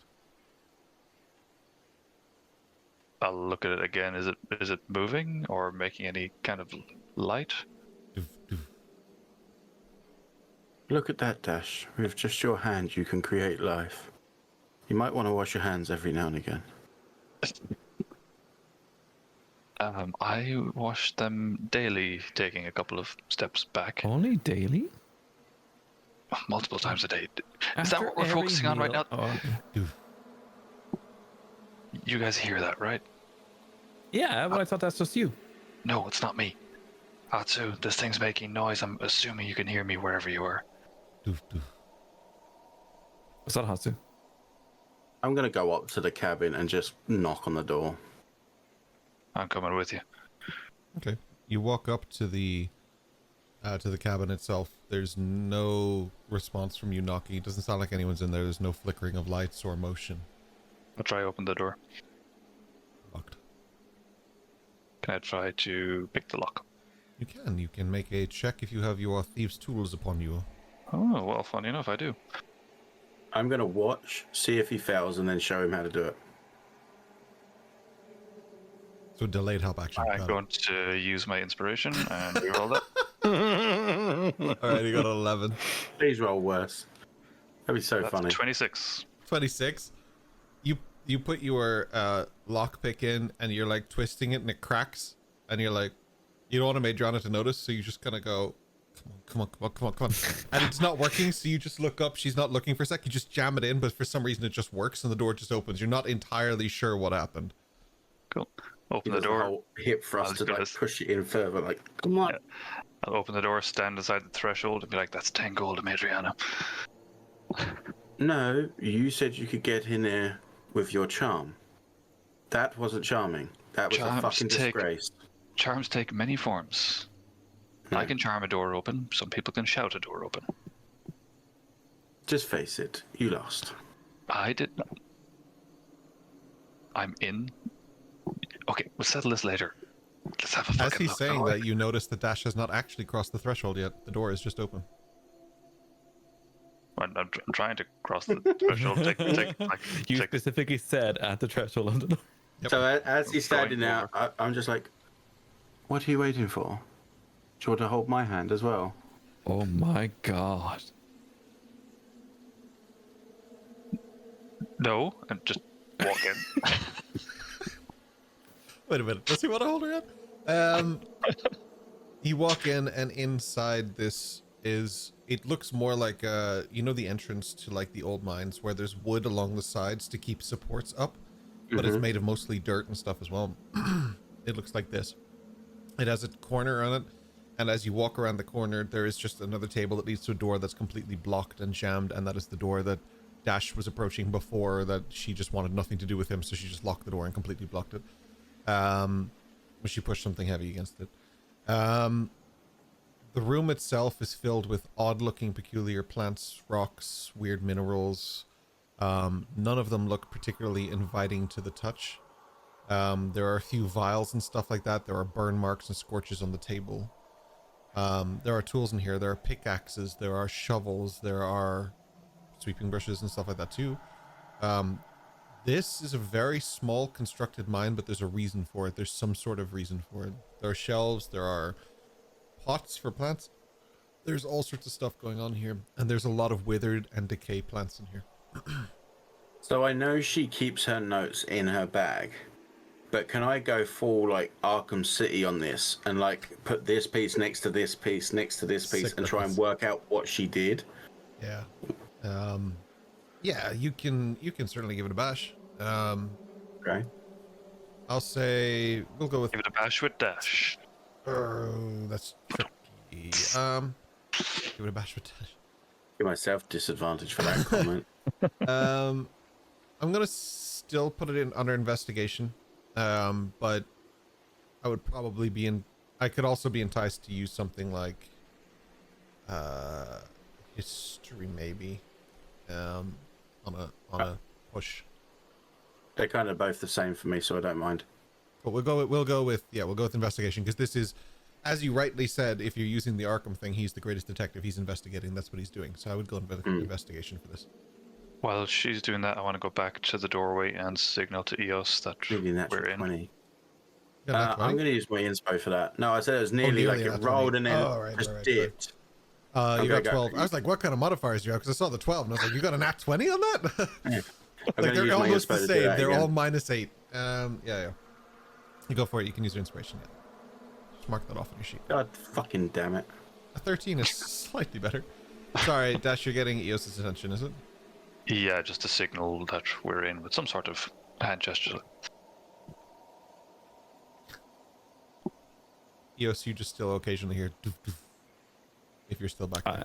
I would like to perceive to find out where this is coming from. You can make a perception check actively. Thank you. I love Rory's dice, by the way. They're so cool. Okay. They don't show up on stream until we're doing combat, so Mm. you'll see them 19. eventually. 19 on perception. They're coming from Dash. Did you poke left, middle, or right? I didn't decide. Let me roll it. That doesn't work. How do I roll /R. 3? /R. /R, isn't it? Sorry. Shh. It's okay. It's okay. A 3. Right. So it's coming from the right one. Okay, I'm gonna stand about 2 feet away from it and whisper, "You okay, Twig?"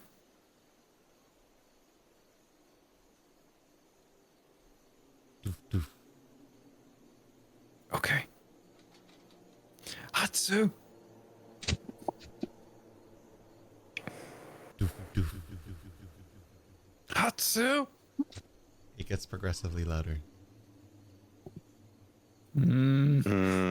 Hatsu would signal Ayame Mhm. to find tracks of someone that might have left.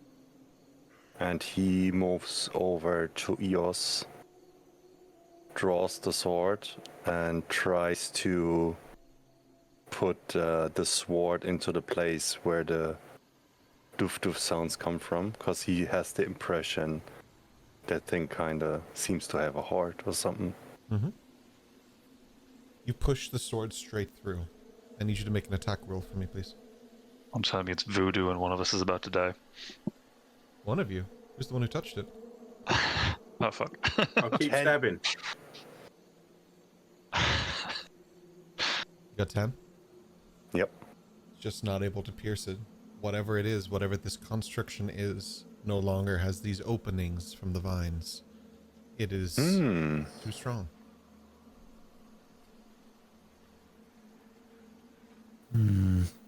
He fears.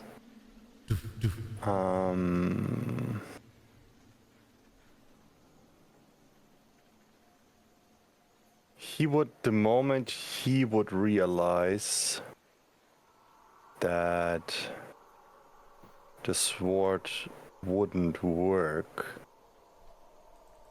he would turn, like take a jump back, and on a spin he would throw a shuriken after. Not too so unnecessarily extra sometimes. You can go for it. 16. It pierces. There's a silence. Doof, doof.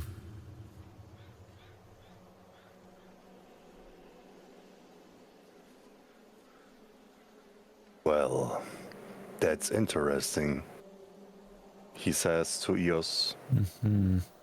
That might be something that is related to your domain. This is possible. I'm gonna do.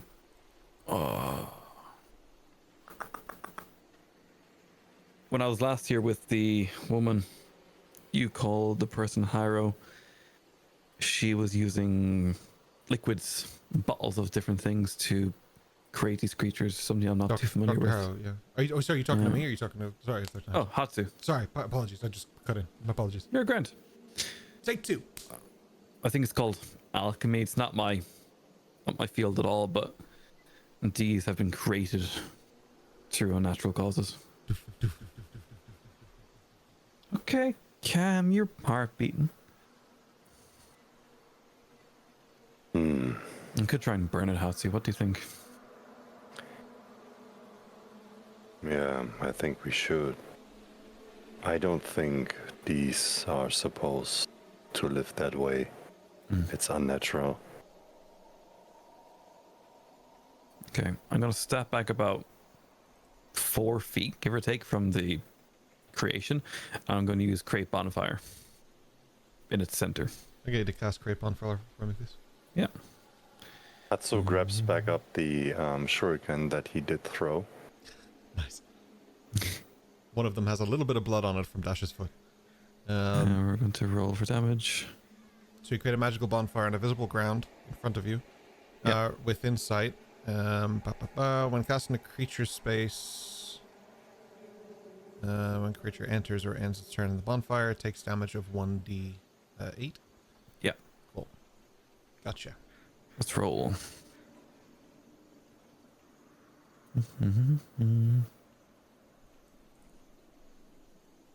That didn't do anything? Should we try again? Go for it, yeah. You may need to target something. If it doesn't, then just roll a d6. No, I got a 5. Got a 5. Okay. Yeah. The fire begins to crackle as it takes a small amount of, we'll call it force, to move forward. Those of you within the shack, You smell fire yeah, you start to smell fire, or smoke rather. and then suddenly there's a blood-curdling noise. And it starts to echo and echo and echo and echo. Eos, I need you to roll for initiative. Hatsu, I need you to roll for initiative. Dash, to Madriana, I need you to roll for initiative, please. What time? So, go to the top of your sheets for me. Somebody woke up the rock. Oh, fuck. Oh, which one of them do Foundry you think did says that? there's no counter at the moment. I'll bring you in Pretty now. sad. Oh. Yep. A battle map. Oh, yeah. Dash, you're receiving damage. What? Actually, Dash, give yourself 1 HP loss from actually getting attacked by Hatsu earlier as well, please. Yeah, that kind of makes sense. So, Dash, you are inside. Madriana, we're inside. Slate and Westland are not here, but I will try to put you guys on the map anyway so you can see. But let me know if you can't, and I will try and sort something out for you boys, okay?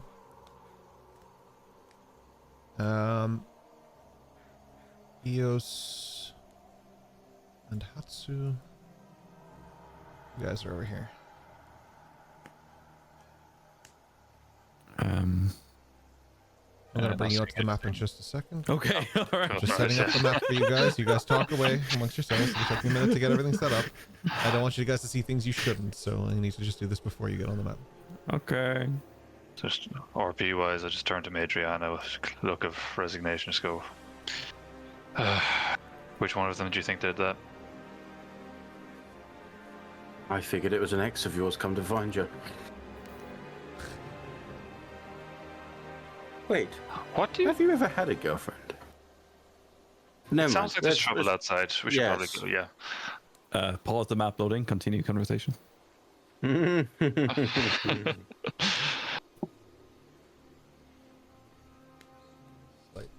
Gotcha. Alright, well, it's been a minute. Let's see if I still remember how to do this, shall we? It's been a while. It's been a while. Alright. Oh, I'm absolutely clipping our first combat map. Technically second, you just didn't get into combat on the first one. Yeah, exactly. That was smart. and ran away. Madrana saved you from combat. Yes, I remember. I got away. Madrana and Dash, you should be able to roll for initiative.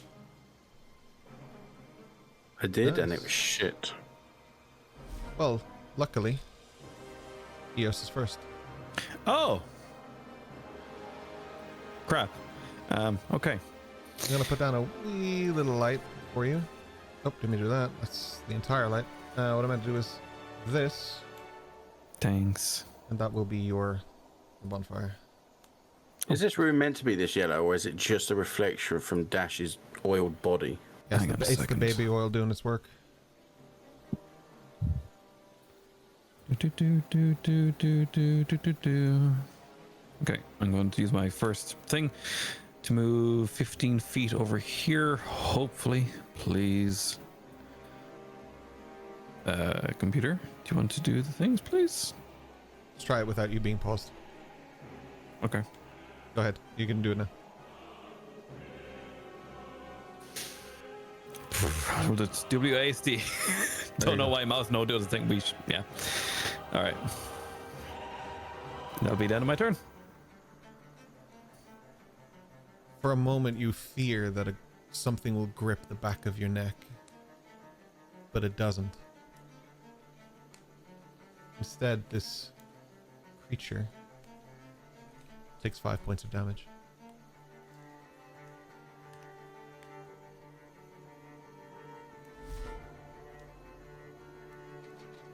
You hear a creaking and a cracking as one of these creatures begins to pull its legs out. The roots begin to shatter and break. It cricks its neck, and with it, the roots of its neck and all these vines that are moving down, they all begin to crack with it.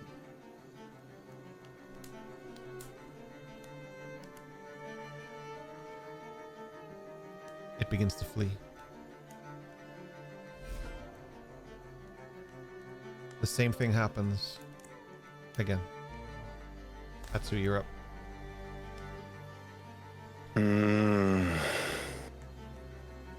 It starts to flee, you said. How far is this actually? 50 feet.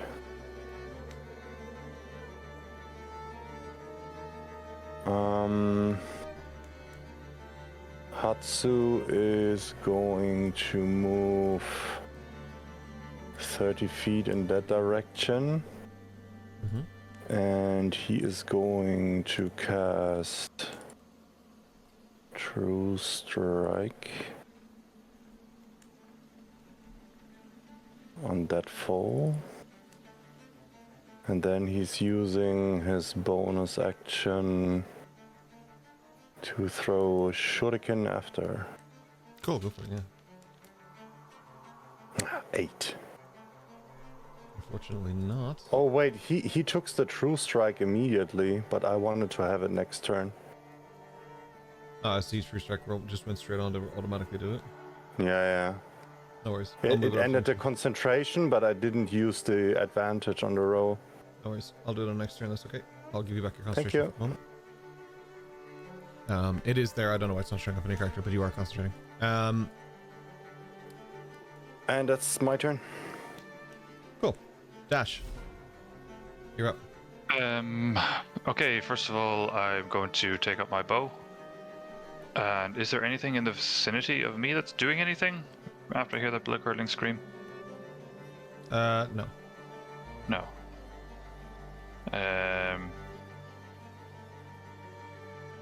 Right then, I guess I'll just I'll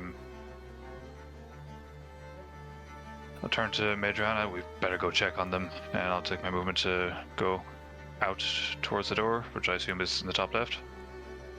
Yeah, correct. Yeah, let's. There you go. Oops, sorry.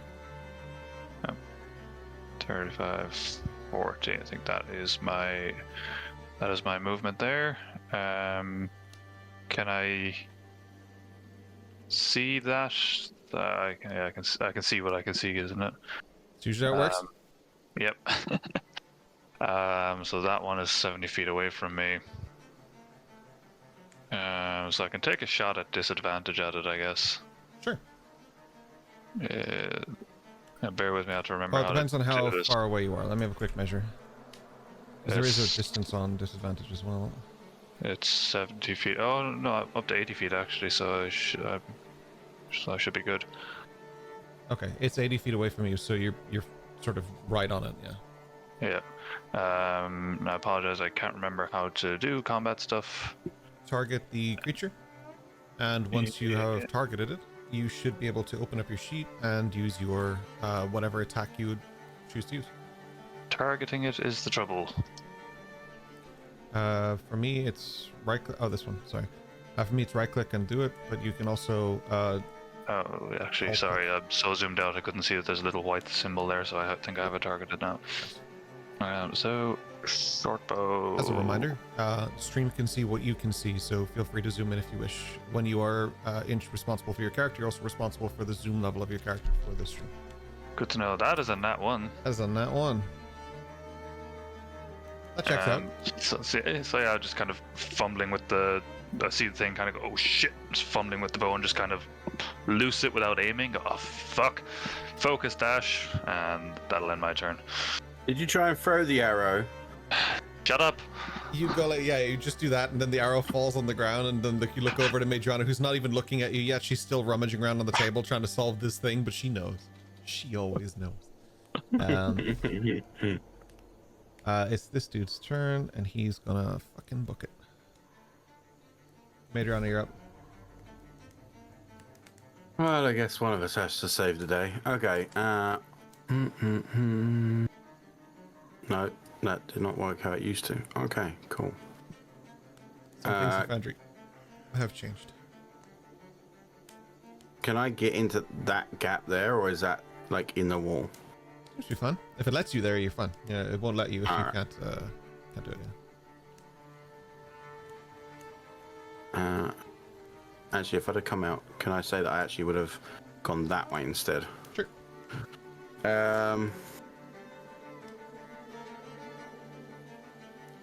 Short bow is pretty crap for range, I believe. Mine was within range, so yours should be too. 80. Okay. Yeah, I guess I come out there. See that nobody's particularly in direct danger, but going for the shot.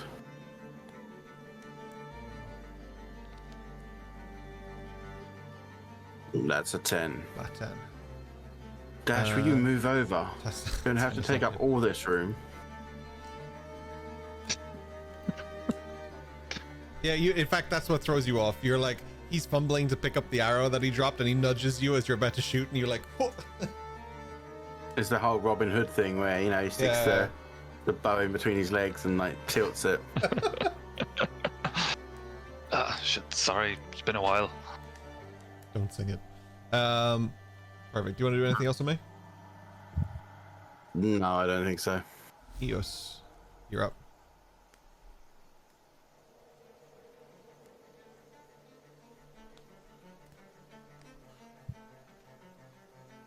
You might be on mute, or? I was. Well done, thank you. Yeah, I was targeting that guy. I'm gonna use my chaos bolts to attack. Cool. I wasn't sure if you were on mute or concentrating. Yeah, I wasn't sure either. 19 hits. 19 for. Okay, that's gonna be lightning damage. 12. 12 works. Yeah, that's a good chunk of damage. I don't know why the That's it, my animation turn. didn't work, but that it did. Yep, good. Thank you. This guy who took the damage is going to turn around, No, he's not. and he's going to move with breakneck speed right at you.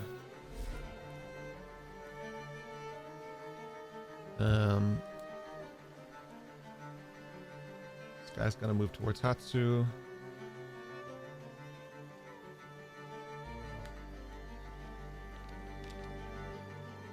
With a 70 misses. Hatsu, you're up. Hell yeah. Hatsu's gonna use Kazujoba first. Attack with advantage because of True Strike.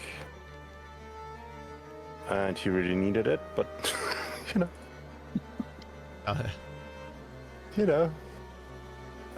Actually, I assume that doesn't hit, so I'm gonna 11 use does not my hit. It actually just misses. inspiration to re-roll that.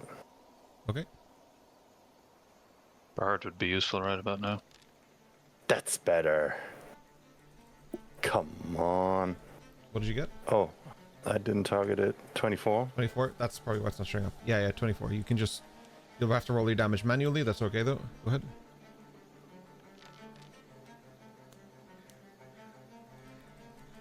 Seven points of damage. Nice. I'll take that off in a minute. And then bonus attack, unarmed strike. Is that also with advantage? No, it's just for the main attack, right? Mm-hmm. A true strike, yeah. 24 24 hits. Yeah. for 3 points, Nice. and that's his turn. May I give a quick note to the audience? Mhm. That was the first nat 1 rolled, as in from Kian there, since session 6. That's so in 10 crazy. sessions, we haven't rolled a nat 1. Oh no, that doesn't bode well. Just wait. Wait a second. You mean Dash fuck something up? Dash, it's your turn, my friend. Okay, I'm gonna take 30 feet of movement. Damn, it's hard to see things. It is for you. Yeah, and target that one.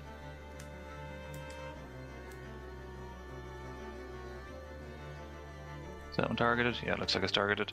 And I'll just take another shot at it.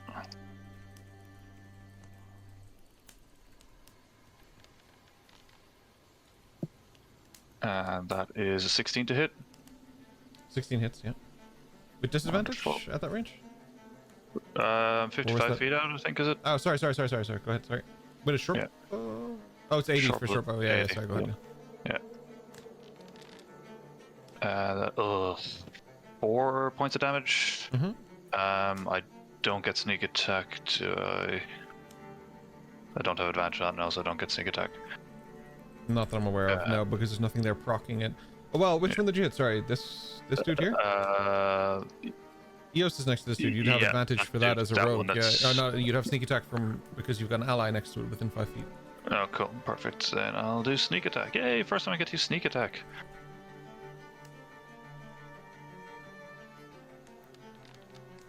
So that is an additional point of damage. So 5 points of damage total. Nice. So yeah, I'll just take the shot right over Eos' shoulder, straight into the thing, and I'll take my last 10 feet of movement then just to move a little bit closer. Oh, it's minus 5 before, so for some reason didn't take the damage. Okay, no worries.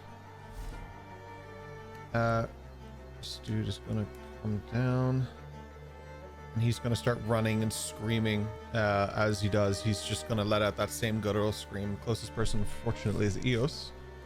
So they're gonna chase her down. May, you're up. Madriana, sorry, excuse me. It's alright, it's all good.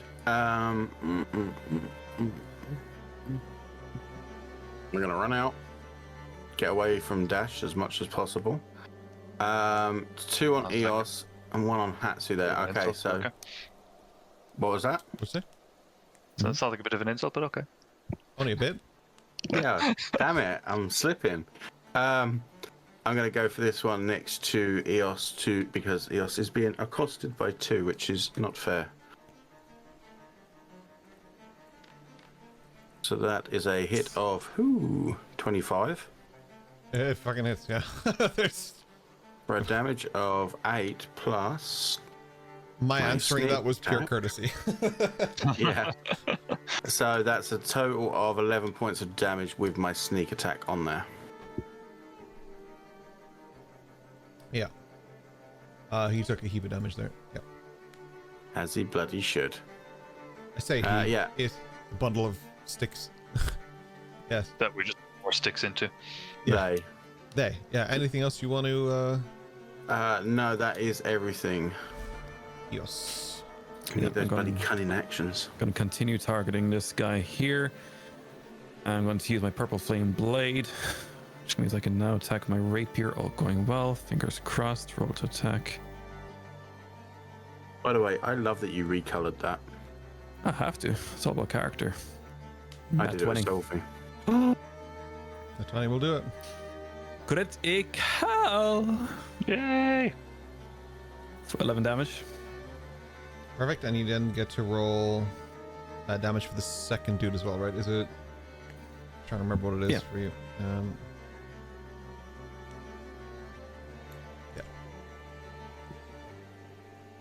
Yeah. This dude, even though it's not showing, is actually dead. Oh, beautiful. Sweet. Sorry, green flame. You just check your spell there. It should be. Yeah. There for you. 5 feet of you on a hit, target surface, weapons attack, normal effects. You can use it to leap to a different creature of your choice. Perfect, we will leap to that. And I'm going to take a guesstimate. That's a normal attack. With just damage. Second creature takes fire damage equal to your spellcasting ability modifier, is what it says. Okay. So your spellcasting ability modifier, do you know what that is off the top of your head? Unfortunately, cannot see it in Foundry. It's +3, so it takes 3 points of damage. You can't see Okay. it in Foundry. It's on your spell sheet at the top. Sorry. It says been a while. modifier. It's okay. It says modifier +3. That's why I'm asking. I'm in teacher mode. I'm not in punish mode. Yet. But next time. Okay, I'm going to use a bonus action. Yep. Scott and Vought, get myself out of here. I'm gonna down here. And my turn. Oh, hey, us. Howdy. This is just screaming. You doing okay? Kill him. This dude's gonna try and wail on Hatsu with a slam. Again, he misses with a 9. Hatsu, you're up. Aww. Note to self: give everything advantage against Hatsu for the rest of this fight. Sorry, go ahead. Alright.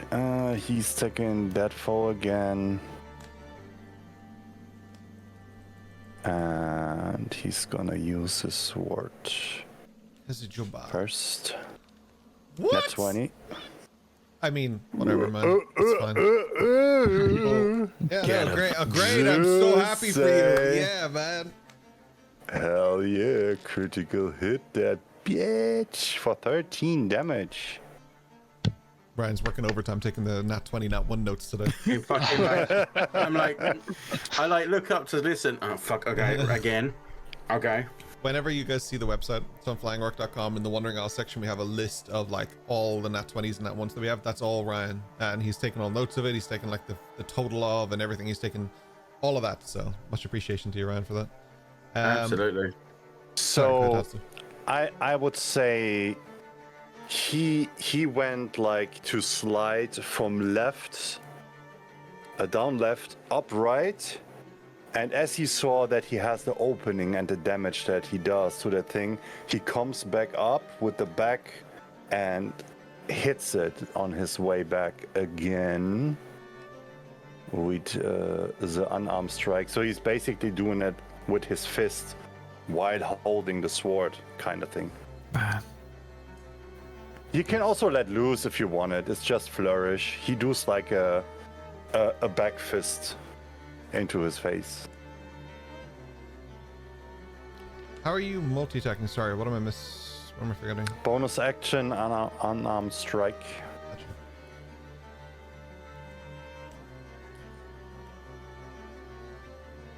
And 3 additional points of damage if it hits. It hits, but he's looking fucked up. Hell yeah. And that's Hatsu. Thank you so much, Hatsu.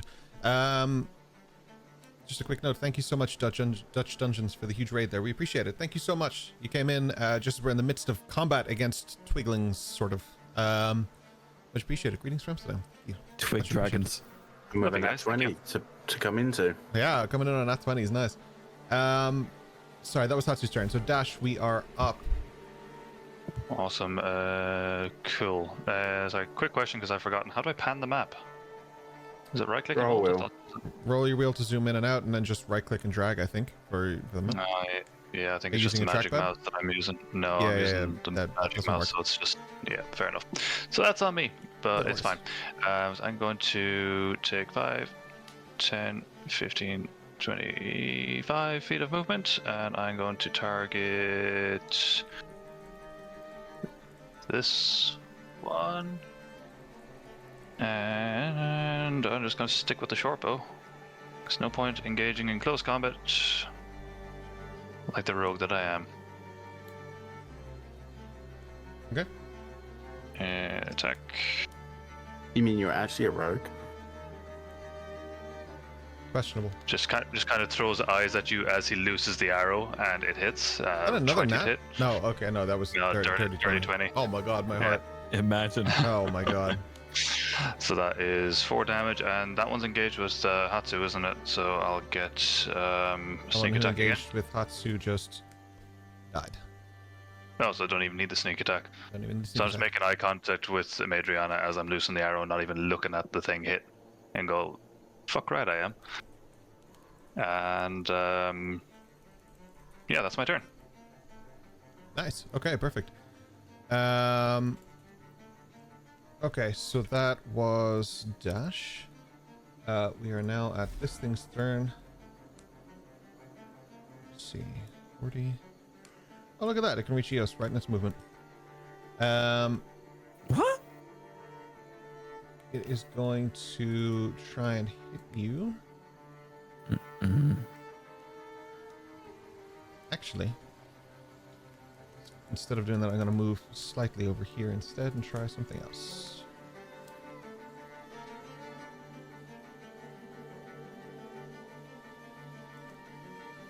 Oh, I see. I'll be.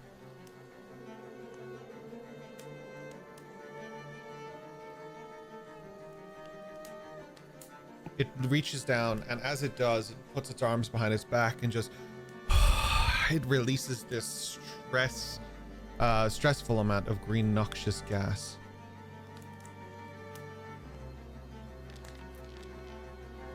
And with that, you guys have to make a Constitution saving throw for me, please. Let's take a look why animations aren't working. Some are, some aren't. It's weird. Yeah, it's pretty weird. I don't know what's happening. Should be just a straight roll for you. Dash, I need a con from you as well, please. Con. I'm after getting another weird window though. What is this? Just take a screen grab and send it to me later. Yeah, 'cause it's Con bizarre. save, you said, right? Mm-hmm. That's a 19. Cool. It's not letting me apply that, but okay. That's a... Oh, because Dash rolled it himself rather than through the thing. Oh, sorry. It's okay. So that is...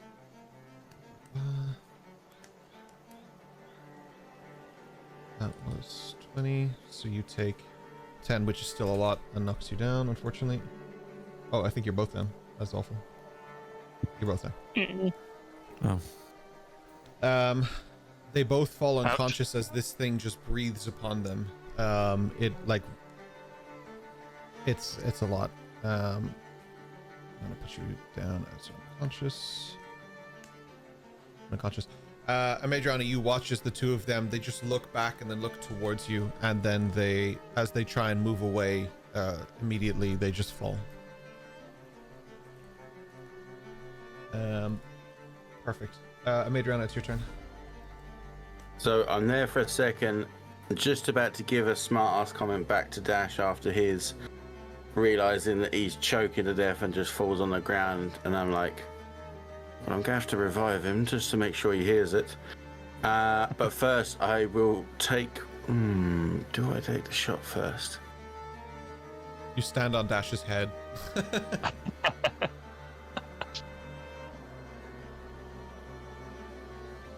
No. Okay, I'm not going to do what I thought I was going to do. I'm going to run up to Eos. Can I try to stabilize them? Of course. How do I do that? How would you like It would me to be do that? a medicine check. You have to pick which one you want to try and stabilize. You can't do both. No, it'd be So action. Eos. Yes. So you make a medicine check, and it's a flat 10 as the success rate, if I remember correctly. Okay. Just to answer Kian's fucking, hands up. She has magic. She has the possibility of maybe getting you back up. You don't know shit. Also, Kirsten McDucky's here, but yeah. I'll just say that he moved off the Don't battlefield. you dare. He moved off the battlefield. I wasn't trying to kill you. I pressed the button button so fast. That's a 14. 14? Yeah, you're good. So, Eos, you're stabilized. You're not doing death saving throws, but you are still knocked down and unconscious. Like, it would take a heal of some kind to get you back up, okay? And then I move the rest of my movement to go that side to protect Eos. Nice. Dash is just out there lying in the middle of the open field, just as you step over in front of Eos. And just as well for the visual, the wings are still not away right now. So right now I'm broadening them out so that it can't get past me. Cool. So you have your wings spread out while you protect them. Hatsu, it is your turn. Right, Hatsu is moving 30 feet over here. As his action, he is gonna use True Strike on that 4. And as his bonus action, he's gonna throw Shuriken.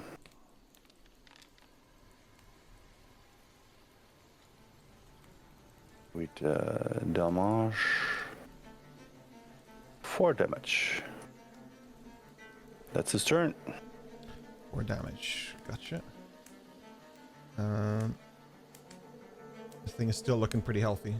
Dash, your death save, please. Your first one. Yep, sure thing. If you look at your sheet, there should be a skull there. Yeah, there is a big skull area. You just click the skull. Net 1. Net. Now, question: do we want it public, or what way do we want those? For now, we'll leave them public, but in the future, we may choose not to. Okay. That's make one a save. success. This creature is going to move down towards Madriana. It failed to do its recharge, so it's just going to take a swing. Dirty 20 to hit, so as far as I know, that hits you. Yeah, absolutely. And you take... Oof, that's actually incorrect damage. 1 second. There you go. It wasn't supposed to roll 2, it was supposed to roll 1. So you take 6 points of damage as it slashes across your chest. For those of you who joined us in chat, this is a level 1 combat as well, so it's pretty low. Perfect. Madriana. We're squishy. You're... yes, very squishy. Madriana, you are up. It just slashed at you. Whatever you choose to do here. I look at Hatsu. Give him like a knowing nod, like, I trust you've got this. And then I'll try and stabilize Dash. Okay. Medicine check then from you, please. That's a 9. Unfortunately not. The wounds of Dash are just too far gone. If he hadn't have got a shuriken to the foot, it might be possible, but that 1 foot bleed is just... perfect. Yeah, I just stand my foot on his foot to staunch the bleeding. No worries. For some reason, that kills him outright. Eos, you're stable. Oh, so... my Achilles toe. Hatsu, you're up. Okay, Hatsu with his sword out and moving towards the target, he starts to recitate Mother of Light, Creator of Shadows, send us a bee for those who are in need. And as he arrives at the foe, why can't I move actually? I'm just trying to go up to him. WASD kind of works. Okay. He is going in with his sword first and advantage because of the True Strike. He's gonna go in with a 19 and 10 points of damage. And as he kinda swiped in one-handed with the katana. Mhm. He follows up with like an uppercut from down left as he turns in with the rest of his body following. Gotcha. And he's gonna take a true strike, which might not hit at all. That's Hatsu, I guess. All right. Dash second throw for me, please. Second throw. Cross your fingers. Oh! Oh, that's a nat one. Oh, fuck. So for those of you who are new to D&D that I know are in chat, the way it works when you have a death saving throws, you get 3 successes or 3 failures, and that determines whether or not you get through it and you become conscious or stable, or you just outright die, as in like a permanent death. And nat 1 means you get 2 failures, and nat 20 means you get revived with 1 HP. Ian unfortunately just got a nat 1, so he's on 2 out of 3 potential failures. If he rolls a failure again, I could have done that probably a little bit more caringly. Sorry, Ian. His mother was a dressmaker. He did fail to.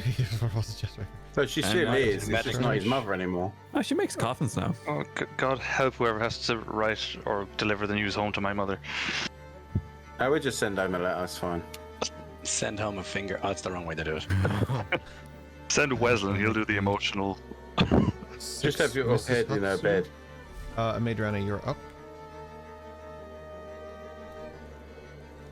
On the one hand, I feel like taking this thing out is the best option. On the other hand, I don't know if Hatsu would be able to get Dash up. I'm gonna have to keep trying to get You Dash. see him just cough and a bit of blood splutters out. All right, calm down. Fucking even in death, you're over dramatic. Okay, I'm gonna have to try and do this. Please roll well. Fuck. Oh no! A 2 unfortunately does not stabilize Dash. Not for a lack of trying, though. In a Meanwhile, typical Slate's Dash, on a mountain with a healing potion in his bag, and he's just like looking at it like, why do I have a feeling we need to use this? It's really upsetting that all that baby oil he's put on has come back to haunt him. She's trying to resuscitate, and the hands are just slipping everywhere. Right, he's too muscular. I can't get through the chest plate. Perfect. Excellent. Just bear with me for 1 second. Let's just change this a little bit. There we go. Cello was driving me crazy. All right. So that was Amadriana. We are back to Hatsu, please. All right.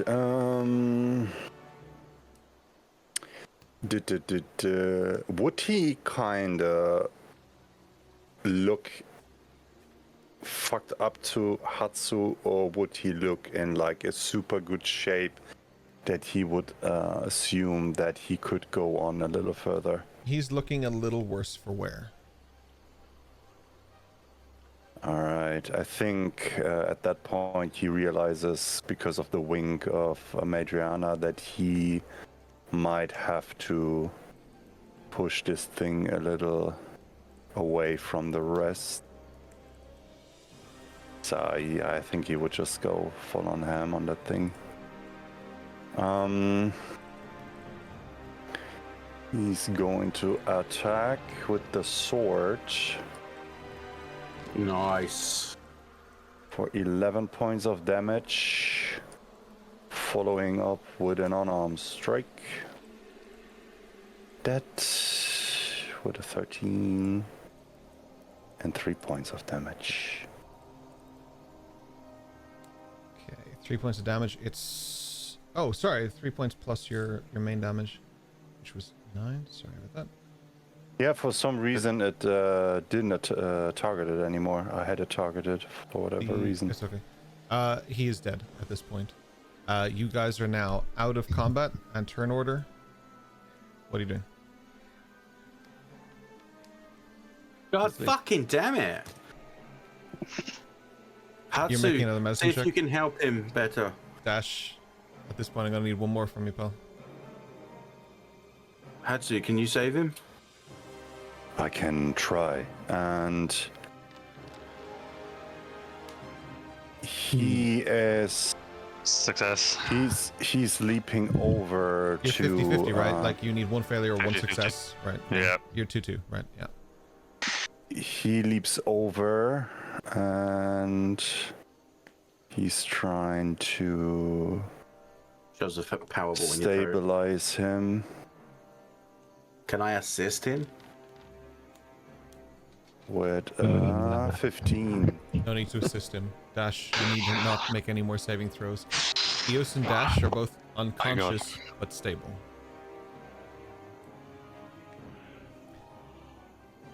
At this moment, we're going to go take our break because we're a little bit over. What that means is that for those of you I who need just joined us in deodorant. chat, we're going to have a big boss fight. So how it works is you will get a... This music's like really epic for the boss fight. You will get a command in chat that will let you enter the fight, and you in chat can participate. You use commands on your designated turns to fight the boss in the meantime while we calm down for a second. Upon returning, we will go straight to Slate and Westland upon the mountain, and we'll give these guys a little break, a little bit of respite, because they just worked rather hard through this. And we will then see how they're doing before the end of this session. But for now, my friends, we will take ourselves a wee bit of a break. As I said, we're going to have a boss fight, so that, of course, means we have a prediction in chat, which we're going to set up right now for you. So will you defeat the boss? It gives you 5 minutes to decide, and the boss fight will be 10 minutes, so we'll be back at... It'll be 12 minutes. We'll come back at 25 past.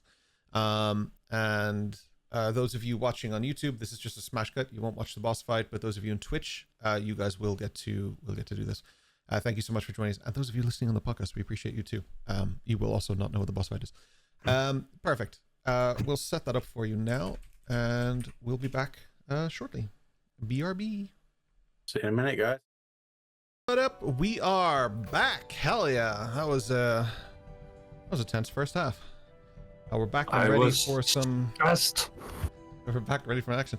Yeah, man, I have a bad habit of killing players, so let's see how this goes. Speaking of killing players, Slate, Westland. Wait, what? It's not that yet. It's not that yet. How do you guys know you didn't die One final first? throw. Oh, we're already dead. This is heaven. Clearly, it being a conduit of the convergence of arcane and divine energy. Yeah, we've definitely gone to heaven. We're dead. We have ascended ourselves. The dragon ate you about 3 minutes into the mountain climb. Yeah, I mean, clearly. Yeah, so you guys sit down and you have your cold beers. A long-awaited, extra long-awaited time for you guys. These are the nicest beers you've ever had.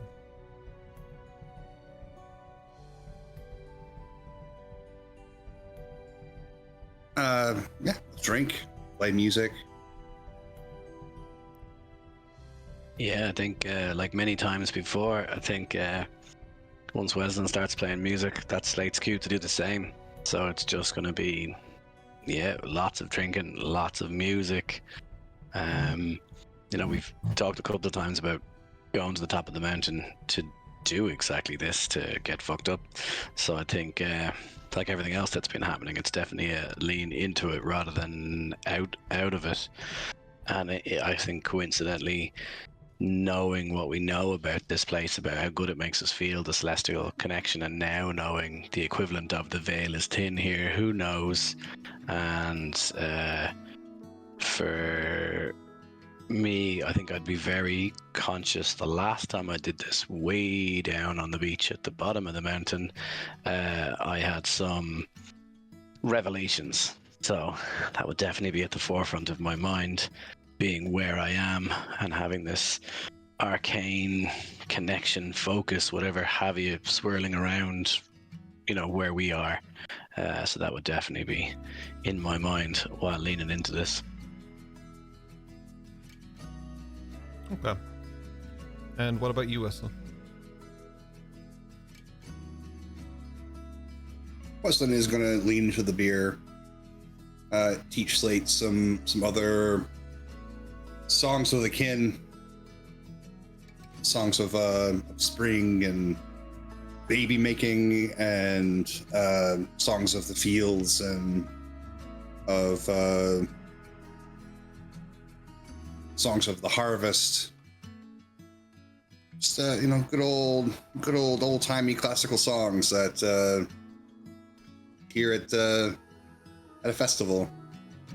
Midway through your song, there's suddenly a joining of percussion as our angel from Leitrim in Ireland is playing like a bowdown type thing. Sort of a drum that's held in your hand and played with a stick. He joins you, and it's a really nice melodic thing. He does not partake in the imbibing of alcohol, but other than that.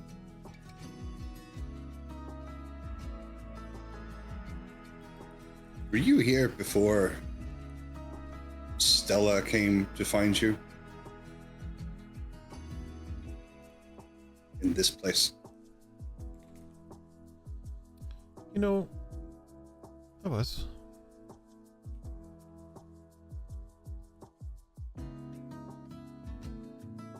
What was your purpose then? It's been so long. I was just meant to be here. What's your purpose? It has been so long. I'm not really sure. Yes. Yeah. I think I understand. Shall we do another? Teach us the song of your people. You begin to play a song that is 72 minutes long. Mm-hmm. It's very long. It follows a very similar cadence and rhythm.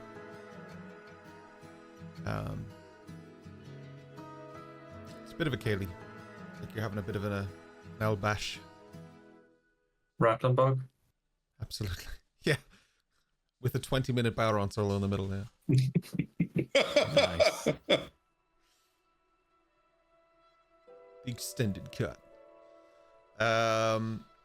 Yeah, it's a really nice experience. It's something that you guys will remember forever. And I don't know if my cat is on like crack cocaine or something. It's like leaping past the door in the most dramatic ways. I don't know what the hell's going on. What cats do, man. That cats. Yeah. Cats do what cats do. Yeah, so Cocaine, apparently. okay. A little hard in the catnip today. Was Stella the first to climb the mountain? One of them. Do you remember who came before? Not before. With. Yes, there was another with her. Struggle to remember his name. Nice fellow.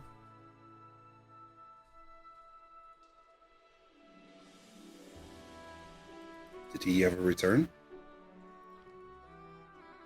Not for a long time.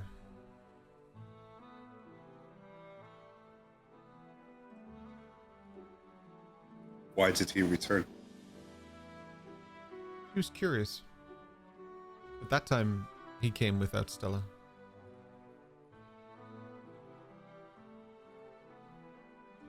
Was this after this place had been built?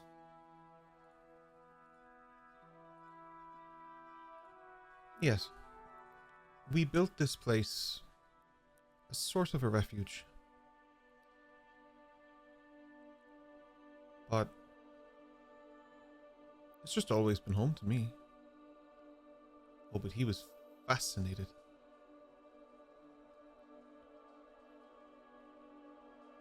But even he didn't touch the book. How long has the book been there? Oh, since nearly the start.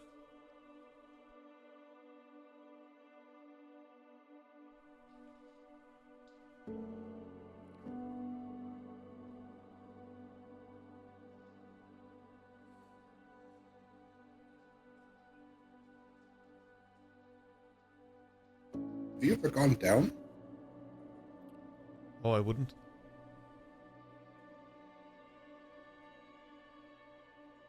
What if our coming here was the sign that you need to? I get curious. There are times that I would like to know. But really, it's not my place.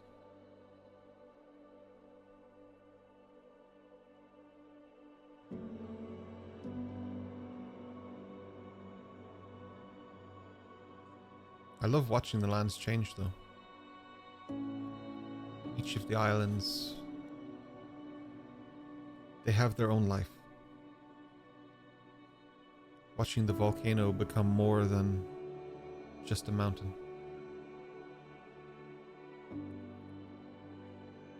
Watching industry and growth.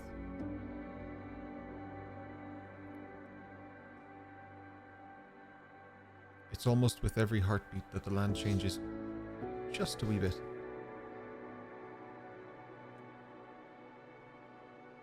But after enough of those beats, it's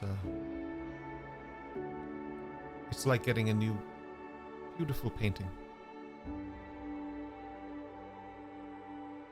Were you there when she tore open the sky? Tore open the sky? No, that wasn't her. If anything, she did her best to fix the damage that was caused when the sky was torn open. Stories say that she was her. Oh, stories get told. Who did that? Witches and wizards from long ago. Before our time.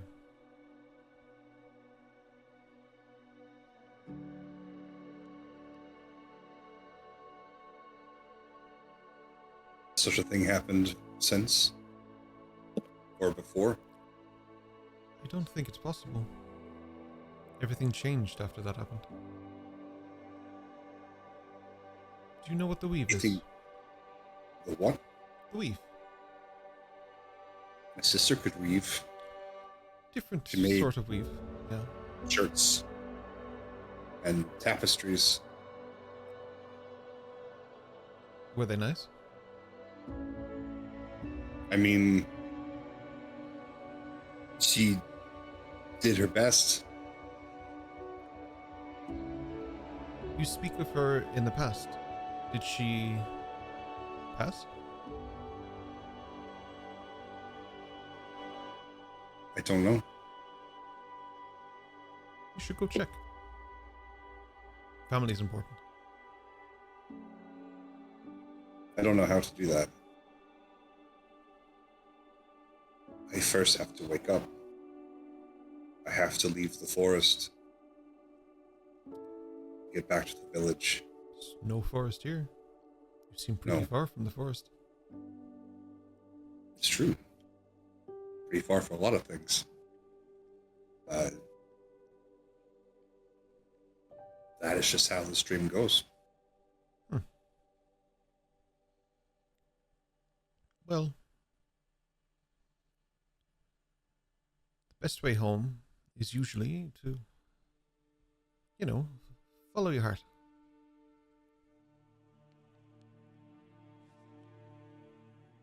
That's what they say. It is good old wisdom. The one constant that I have seen through all of my years here is that whenever someone follows a path, there's a reason for it. And as long as you acknowledge that and you play your part, you get rewarded. And if you don't, you just live a long, good life.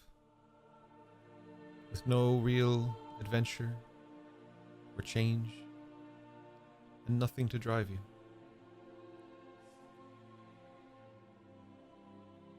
Told that too. One day the answers will come. Oh yes, they always do.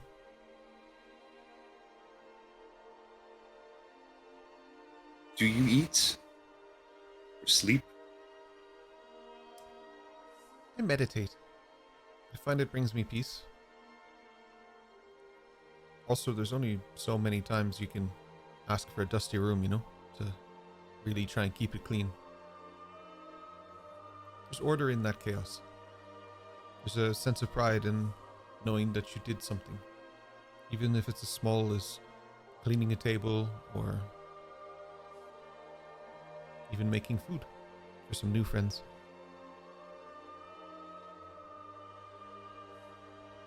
Your hospitality is appreciated.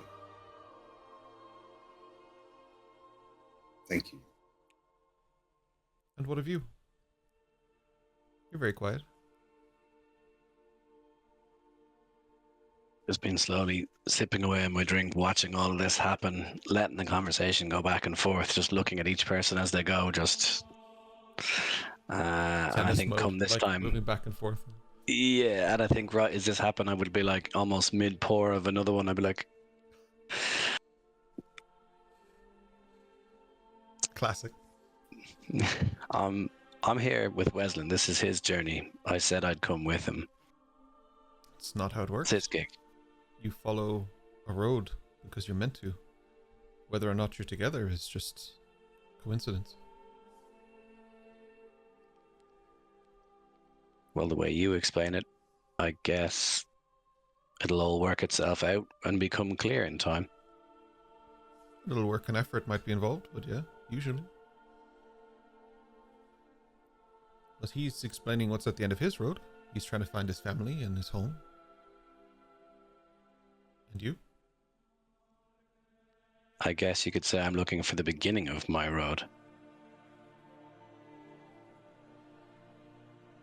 So one of you walks forward and one of you walks back.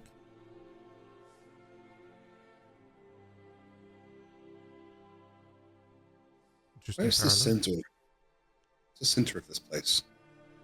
There is no center. Not everything needs one.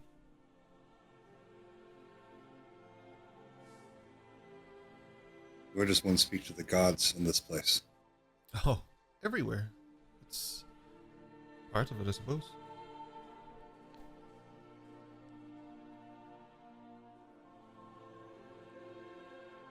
Have you ever spoken to a god?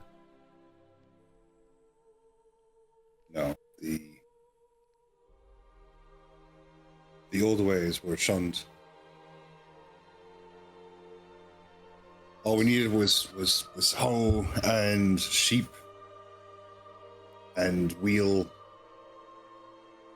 and the woods to shield us. I think it's not as simple as that. Some people bow, some people kneel, some people put their hands together, and some people just speak. But when you're trying to... well, when you're trying to accomplish something bigger than you, even if it's sowing a field or taking care of the herd, it's nice to feel like you're not alone in it. And when you're surrounded by family, that's an easier task. But when you both walk a path alone, sometimes it's better to reach out and touch fate.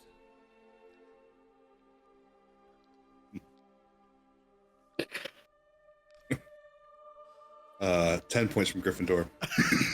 Come on, man! Stream is fucking cancelled. I have a thing with Kian where I try and fit as many song lyrics as possible into anything I'm doing. So I'm so mad right now. It's a good one. It's a good one. Apropos. Man. Well, I hope to have my own personal Tempestus.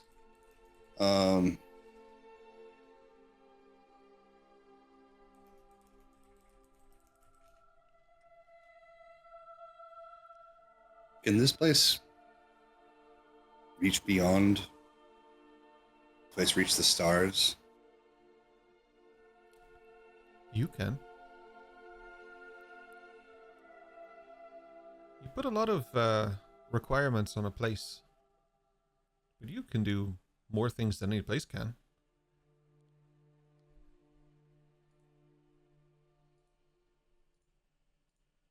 I've never spoken to the gods, but I've spoken with someone who likes to play God, somebody with a scalpel. Yes.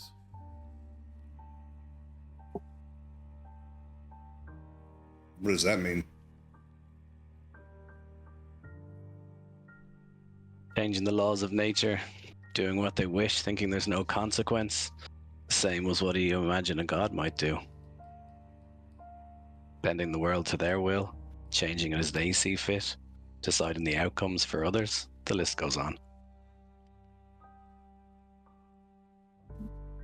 Isn't that what magic is? So what are you saying? We're all gods? Not precisely, but Not far off.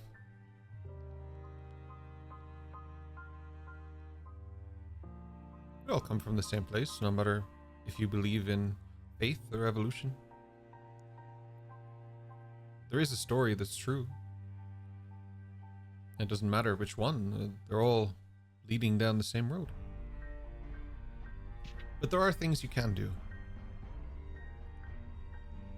Young Westland here can see magic if he chooses to. That in itself is, to some, an unbelievable feat. see magic? He sits down with you and he places his hands on yours. Westland, you don't see this as you close your eyes, but Slate, the tattoos reach and touch onto Kaelin. Westland, for the first time, you cast Detect Magic. And as you open your eyes, they glow. And you see the magic around you. You see the tapestry of what is actually creating this place. All of the intricate details, every school of magic, every single one of them, woven into the very atomic structure of this building. This does not consume a spell slot. It's a moment where I really want to say, whoa, I know Kung Fu. I Okay, say, right? like, no. I literally just typed that in chat. I literally just said it. Oh, man. I was having a Matrix moment there. Yeah, Wesley will stumble back with a watch. You place your hand, if you reach out, and as you feel the bricks of this building, the magic moves around you almost. The magic is what built this foundation. You're not looking at stone and concrete. You're not looking at mud and sticks. You're not looking at nature. You're not looking at construction. Every single atom of this place was built magically. On rock and roll. Mm-hmm.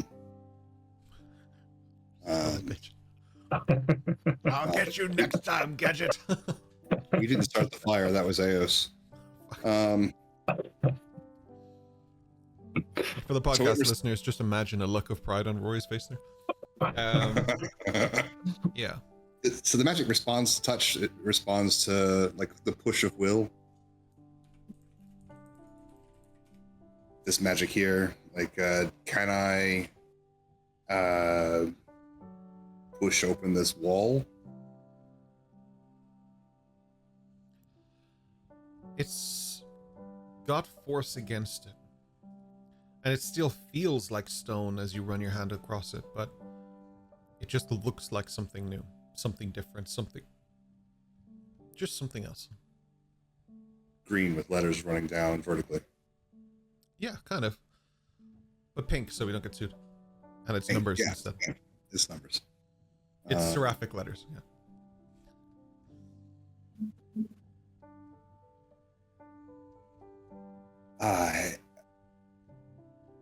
I run into the lights. I abandon everyone to like go trip out on this magic thing. Run outside and look, and then run back inside and looking at books. The letters, I'm sure, are doing weird things, and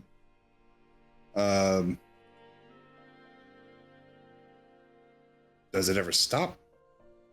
Only Am when I the gonna spell be is doing done. Yeah.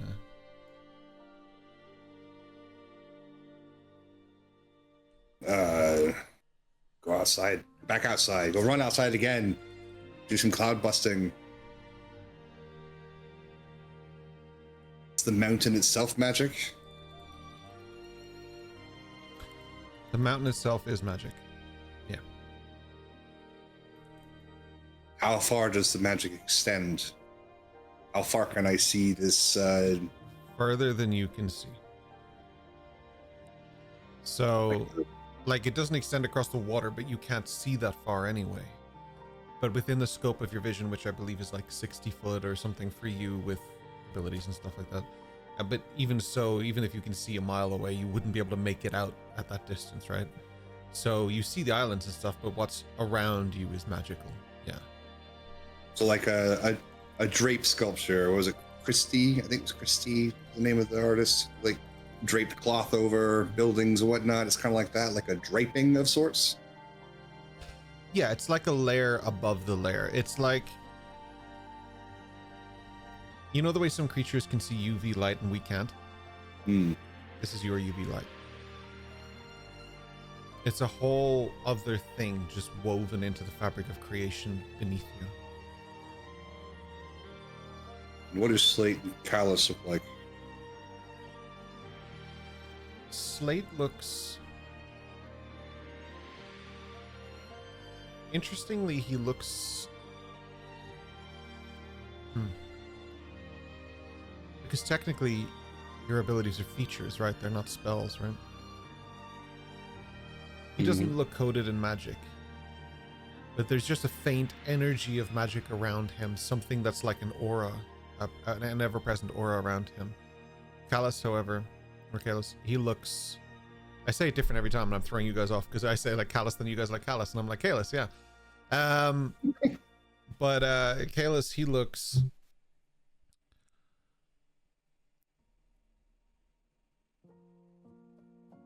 He looks divine. It's hard to describe that as magic, because for him it's divinity. A paladin might see it as consecrated ground beneath you, and see a celestial being in front of you. But through magic, you see something else, a different type of property. You see maybe one of the most beautiful creatures you've ever seen in your entire life. It is stunning to look at him. Just the glow from him, the presence of magic around him, it's something you've never experienced in life. You may never experience it again. Chasing this dragon now for the rest of my life. Hooked on phonics. And chicken. Hooked on phonics. What does chicken look like?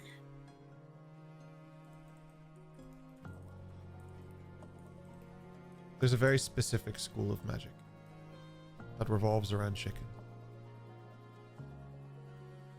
Give me 1 second here.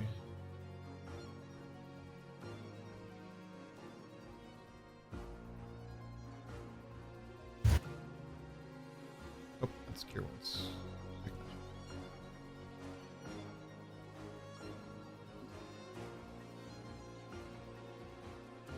Yeah, so you learn in school, right? There is a sense of magic around him, and you're like, what is that? But the answer comes to you quicker than you can even ask the question. Transmogrification.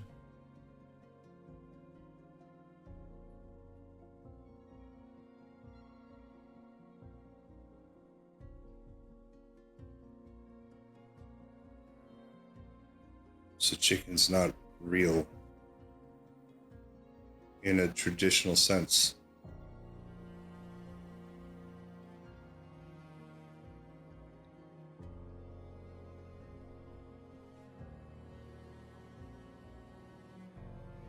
I sit down and stare at Slate. And pour a beer. The only thing in this entire room, temple, mountain that looks normal is Slate. Like I said, faint aura, but Slate is who he says he is. Slate is what he says he is. Slate is ever present and bearing all. Do I look normal? You look down and everything looks normal to you. You have your faint aura, but your tattoos, they are ever present with this, almost this effervescent energy that's pulling through it. It's like electricity. There's pure, unfiltered magic within those tattoos.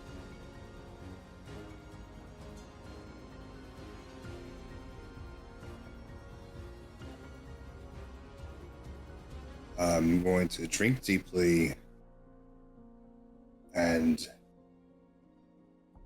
just let all of this wash over. What troubles you? I have ingested many things in my life, but I have never seen anything like this.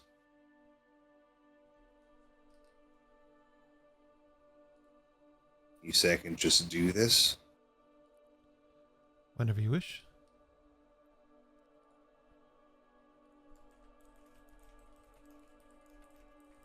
And it will be the same? Oh, yes.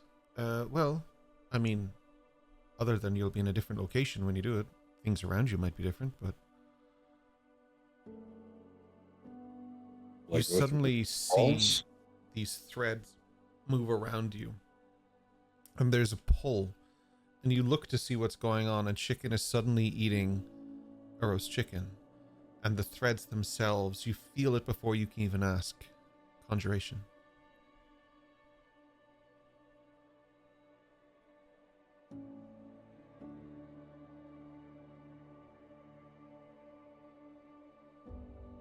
Well,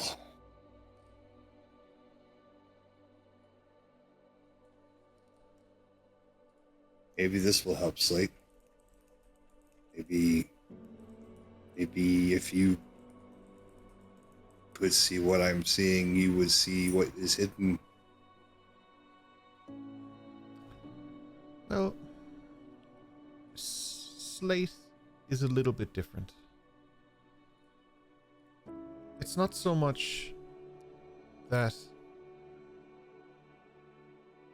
he can't see it. He's just not ready quite yet.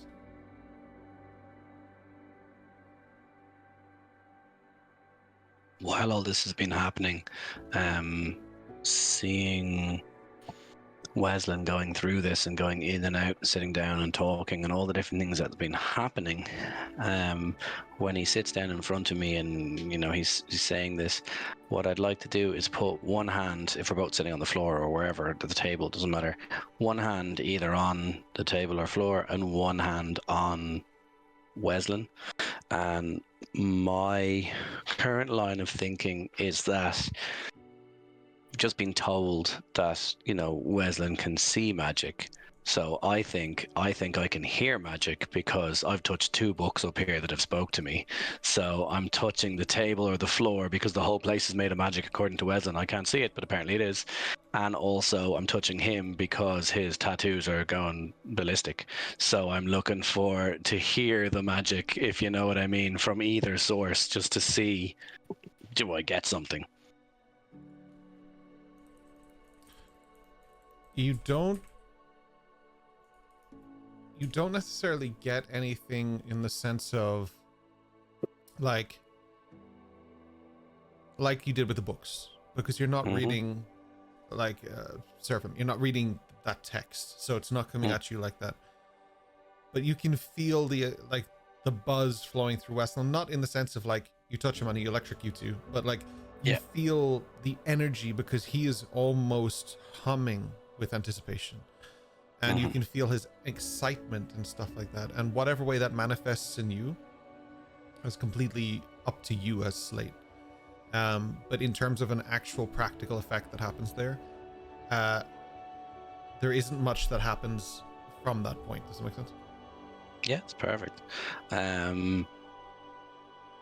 Yeah, and then, following suit with the drinking that I have been doing, and Wesley saying, a moment ago that he drank deeply, I would do the same, and then circling back to being told, I suppose, that I'm not ready. I'm going to turn and say,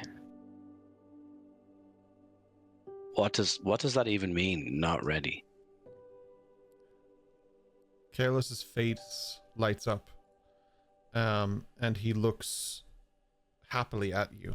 And as he does, you see that expressive face, and he looks towards you with a chuckle, and he's like, well, I suppose you'll know when you're ready. You will be able to answer that question for me.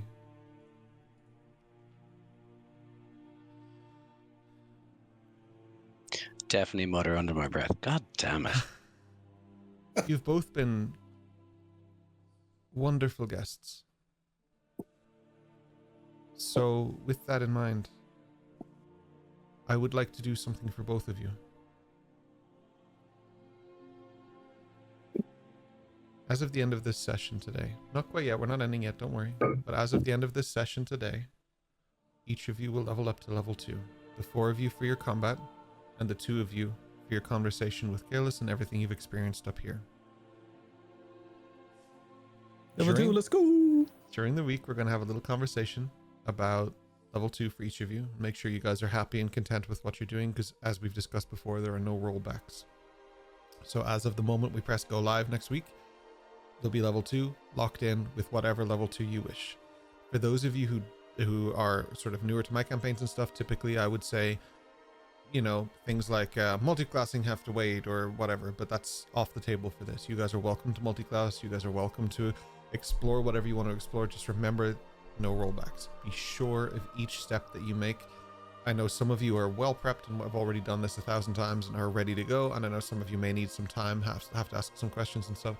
We'll have some conversations during the week, and at the start of next week's session, those of you who are joining us on Twitch, you will get to see the level 2 level up. We will go through it together. Those of you who are on YouTube, we will release a supplementary of the level 2 that you can optionally watch. And those of you who are listening to the podcast, you will have no idea what happened. They'll just be level 2. Sorry, but there's no way to add that necessarily easily, because it'll mostly be visual as we talk about sheets and stuff.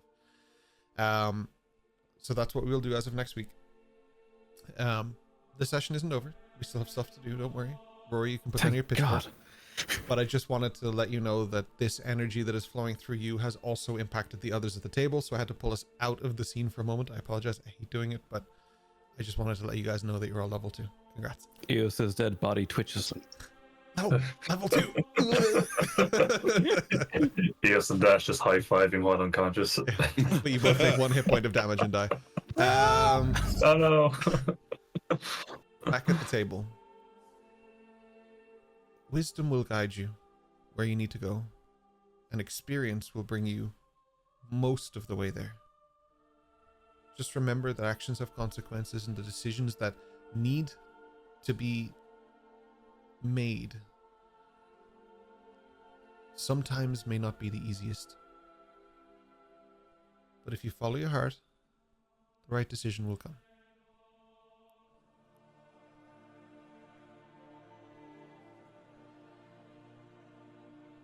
Just be good to yourselves. Since you got here, you've both been very harsh on yourselves. There's a lot of pressure here. There's no need. Everything's going to happen anyway. Don't stress it before it comes, and those things that you want to accomplish, accomplish them. Whether you have 12 minutes left on this planet or you've got 27 years. It doesn't make a spot of difference. Just do what feels right. Leave the wrong stuff behind you. Whether you go back on your path or you go forward.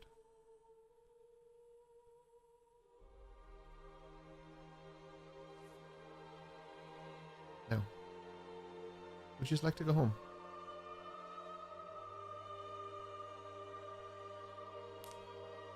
I look to Wesley.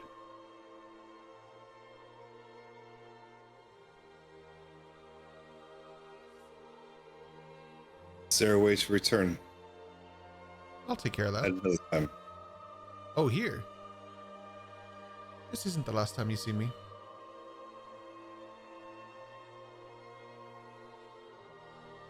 I will see you. I will see you. Westlin, when you're ready, I'll guide you home. Don't worry. Winter isn't always as cold as it looks. Just relax. Everything will be okay. Every little thing is gonna be alright. Can you play that on Please a kill Baron? Dash. If the three little birds aren't little at all, they're like, giant velociraptors, and man,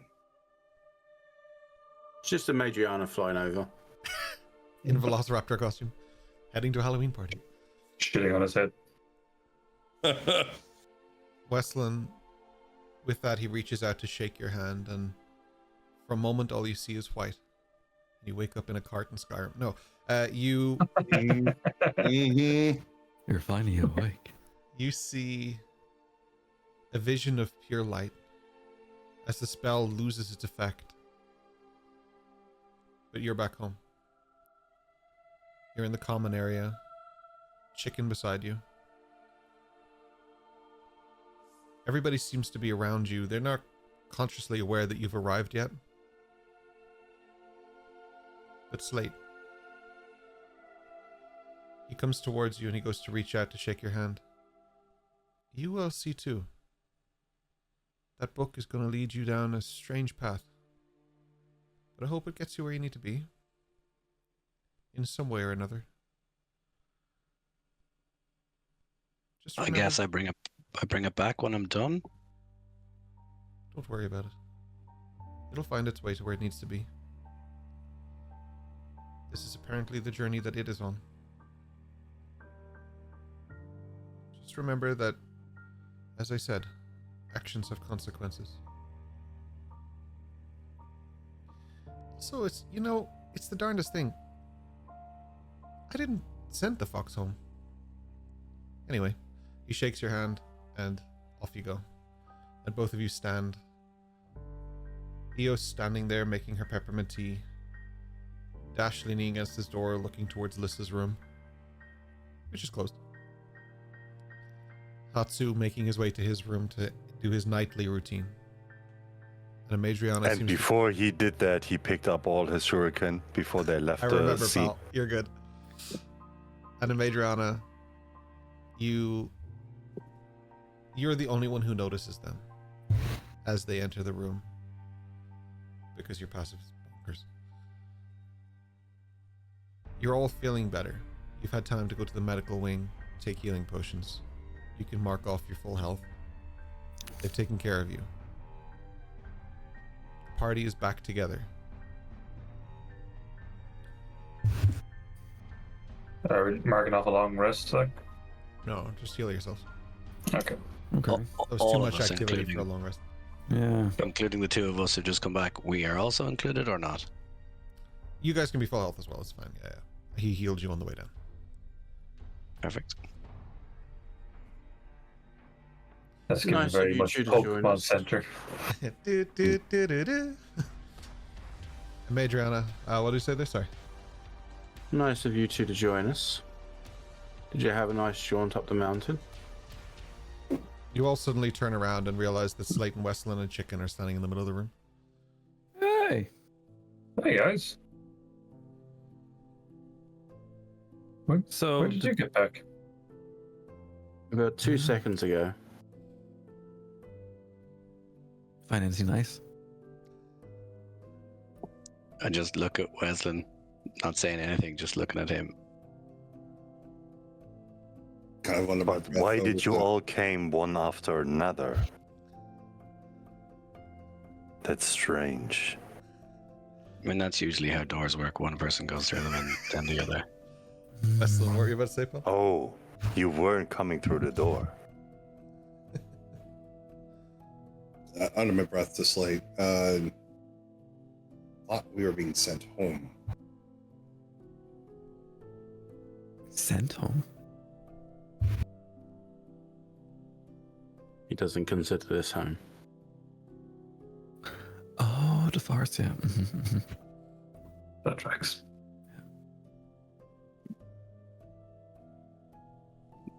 Just kind of nodding at what he's saying, just acknowledging it, but not saying anything. As it stands, possibly a Madriana heard that, but Slate definitely heard it. I'll leave that up to you guys, but the rest of you, that was out of character talk because he specifically specified he's just whispering it to Slate. So Did you Maybe find I- what you were looking for? Don't know. Maybe. It is beautiful. It's one hell of a climb, I'll give it that. Slate, in the back of your head, as you hear, did you find what you're looking for? You just get.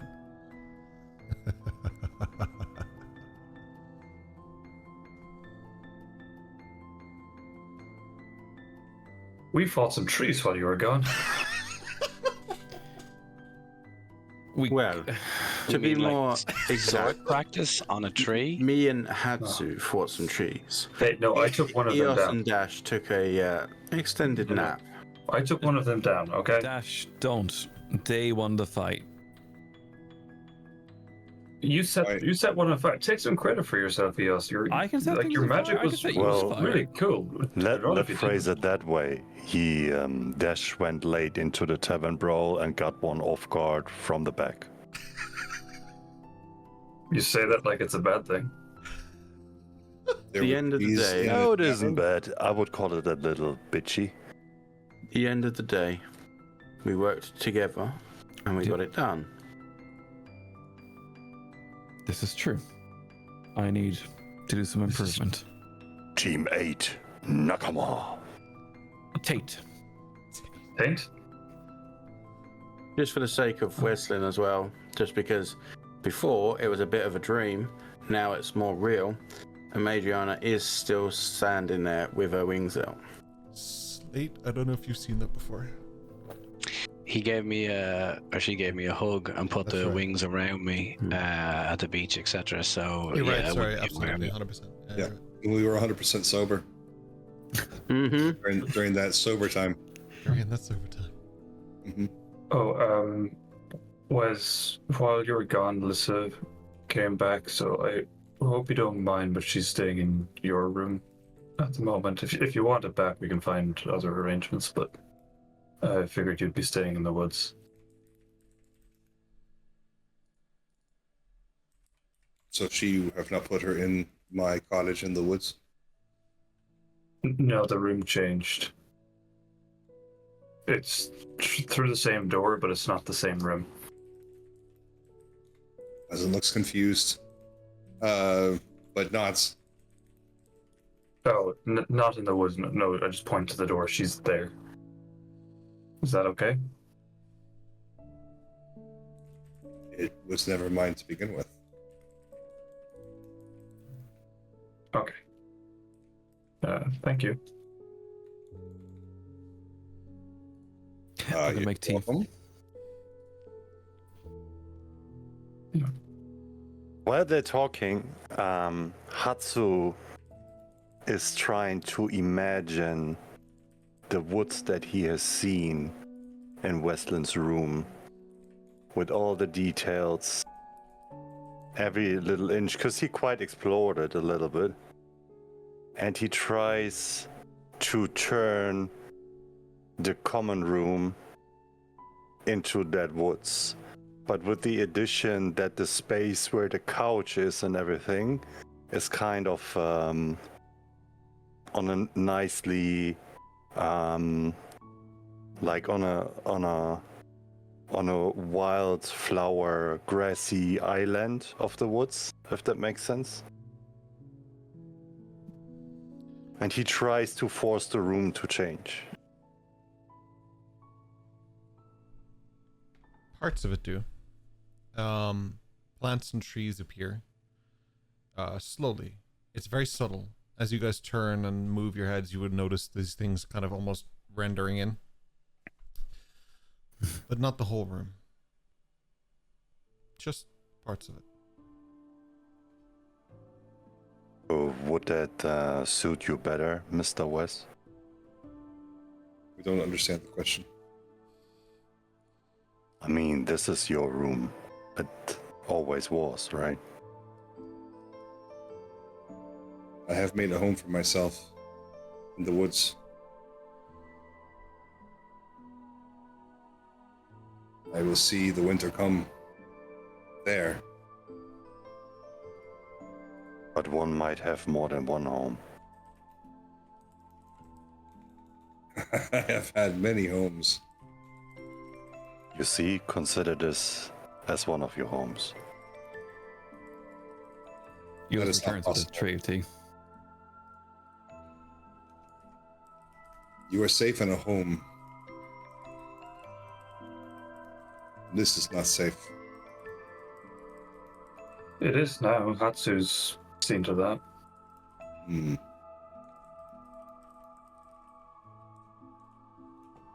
There was a village that took in a bear, and they thought that it would be like a dog.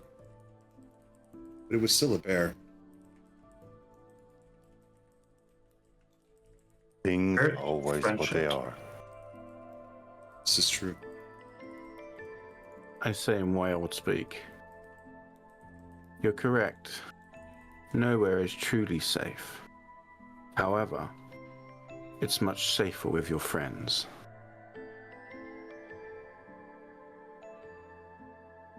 Back in wild speak. Take a tongue.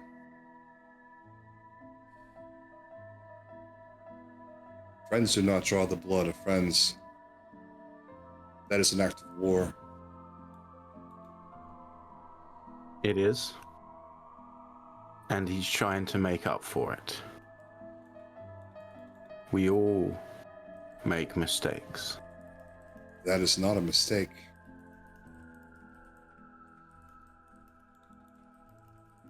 Okay, not a mistake. An error in judgment. My home is in the woods, where I am safe. I will sleep there. I am protected there.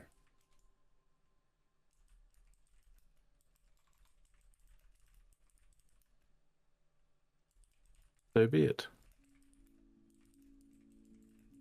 Now, there is tea. Surely we can't spill blood over tea. Excuse me a moment, won't you? And I'm going to head out of the dorm room. Your Oh, tea. Warm it up for me when I get back, will you, Eos? Thank you. Okay. I'll have I know you're able to do that quite handily. Thank you for saving us. No, you saved each other. But never on one of us. And I'll head out. Why were you fighting trees in a tavern?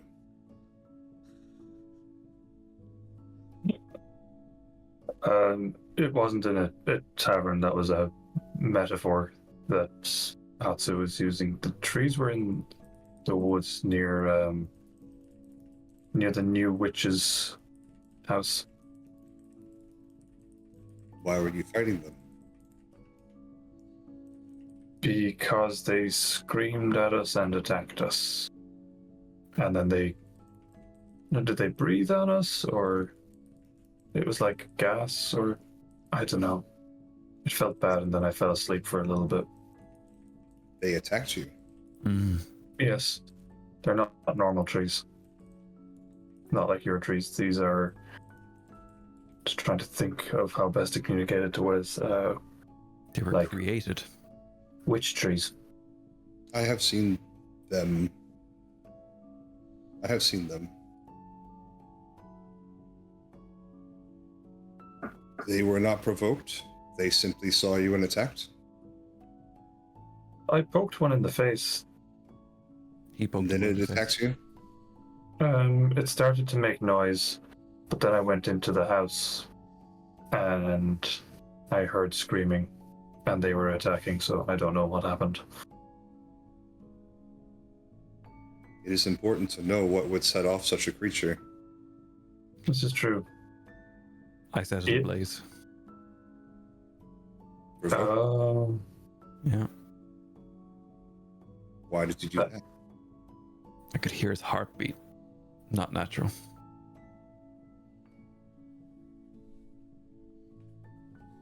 And so your impulse was to set it ablaze? Mm-hmm.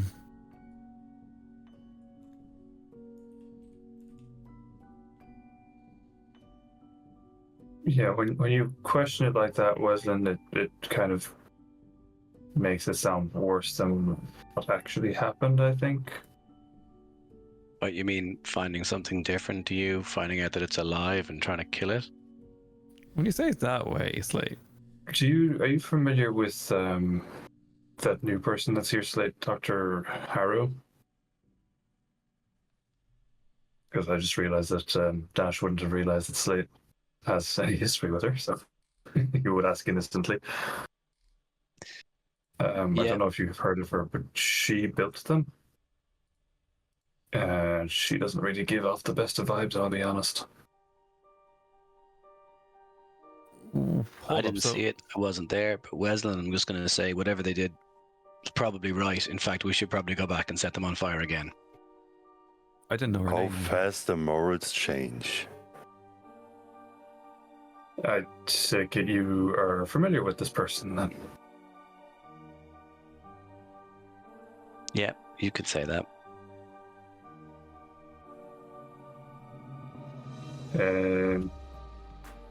Just so I'm not metagaming, could I do an insight check on Slate to kind of get the vibe? Yeah. I can tell you before you roll, the vibe was you mentioned she touched something that was, and you guys already set on fire, and I flat out said, let's go back and burn the thing she touched again because she touched it. Considering he rolled a 4, all he knows is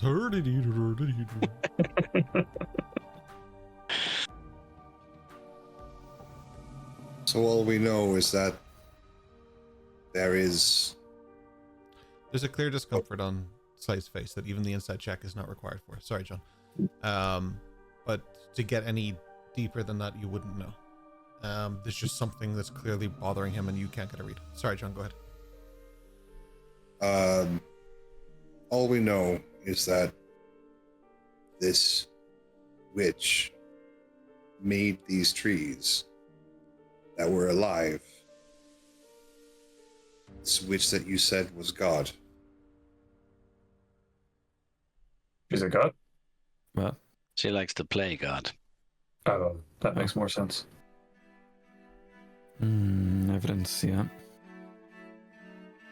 So How does that make them worthy of death? What have they done? No one said it was a good God. No. What is it that these trees have done that warranted this action? Well, I wasn't there. But everything that I know would lead me to believe that they did the right thing. But I guess it remains to be seen. And then I'm going to walk over to Dash, and before I go, I'm going to go into my room, but before I do, I'm just going to put my hand on his shoulder and say, the vault, I'm in. And then just start walking up towards my room, go in, leave the door open, and just go in. So I can still sort of hear, I'm still there, but not there, if you know what I mean.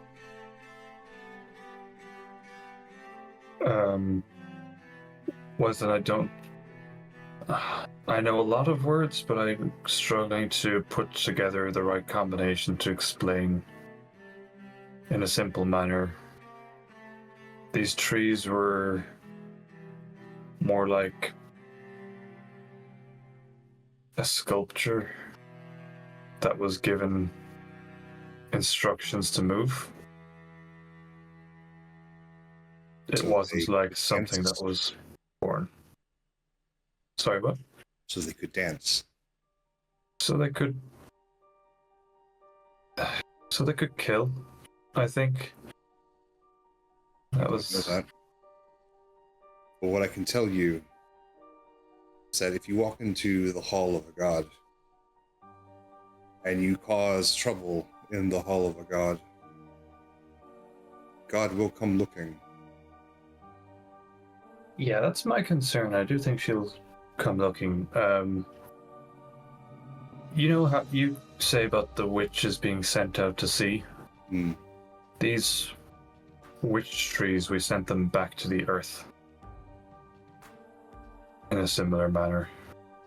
It's better not to spill blood, lest There you was bring no- a curse. No, there's no blood. They're just sticks again. How do you know? Oh, you can see them. They're just sticks, There's a sudden like broken interruption twigs. as a knock is appearing on the door. Eos gets up and. Hello? Ayami is standing there. Oh. Covered in dirt, twigs. She walks in and she bows before everybody. We leave her there that whole time. She begins to describe a story, a tale.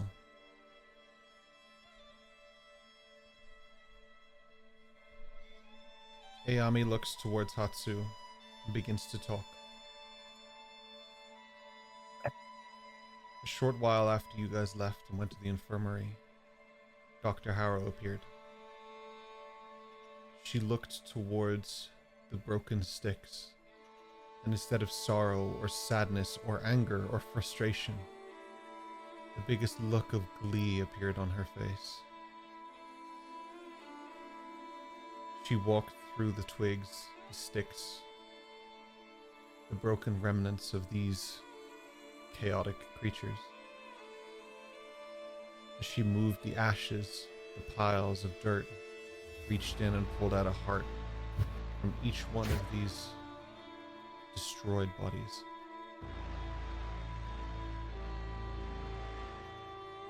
At that point, Ayami confronted her.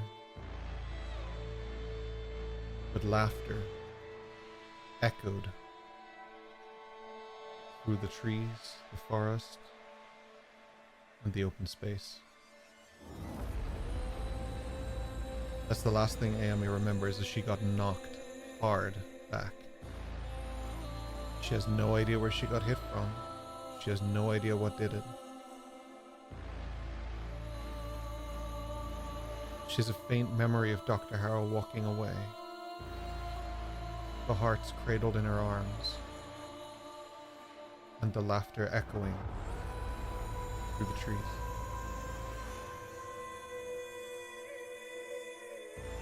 She only woke up a few moments ago and came straight here. But hey, what happens next is a story for another day, as we wrap up our session for today. No! Don't you dare! Always on the cliffhangers. Every time. Those of you who are watching on Twitch, we will be back in 5 minutes to continue with our post show. I will make sure these clowns don't speak about anything while we're in pause, so you guys can have a conversation on air and you guys can get your live reactions. Those of you watching on YouTube, thank you so much for joining us. Really appreciate it. Those of you who are listening on the podcast, we love you so much. Thank you so much. Our metrics for the podcasts and the views and everything are crazy. Thank you for the subs, the bits, the donations, the crazy stuff. You guys are nuts. The hype trains. We've had 2 or 3 in this session. We got rated. It's been nutty. So thank you so much. We appreciate it. Those of you on Twitch, we'll be back in a few moments. Those of you on YouTube, there'll be a new video soon with the Beyond the Isles. But no matter which way you are, thank you for being here. We love you very much. And we'll see you soon.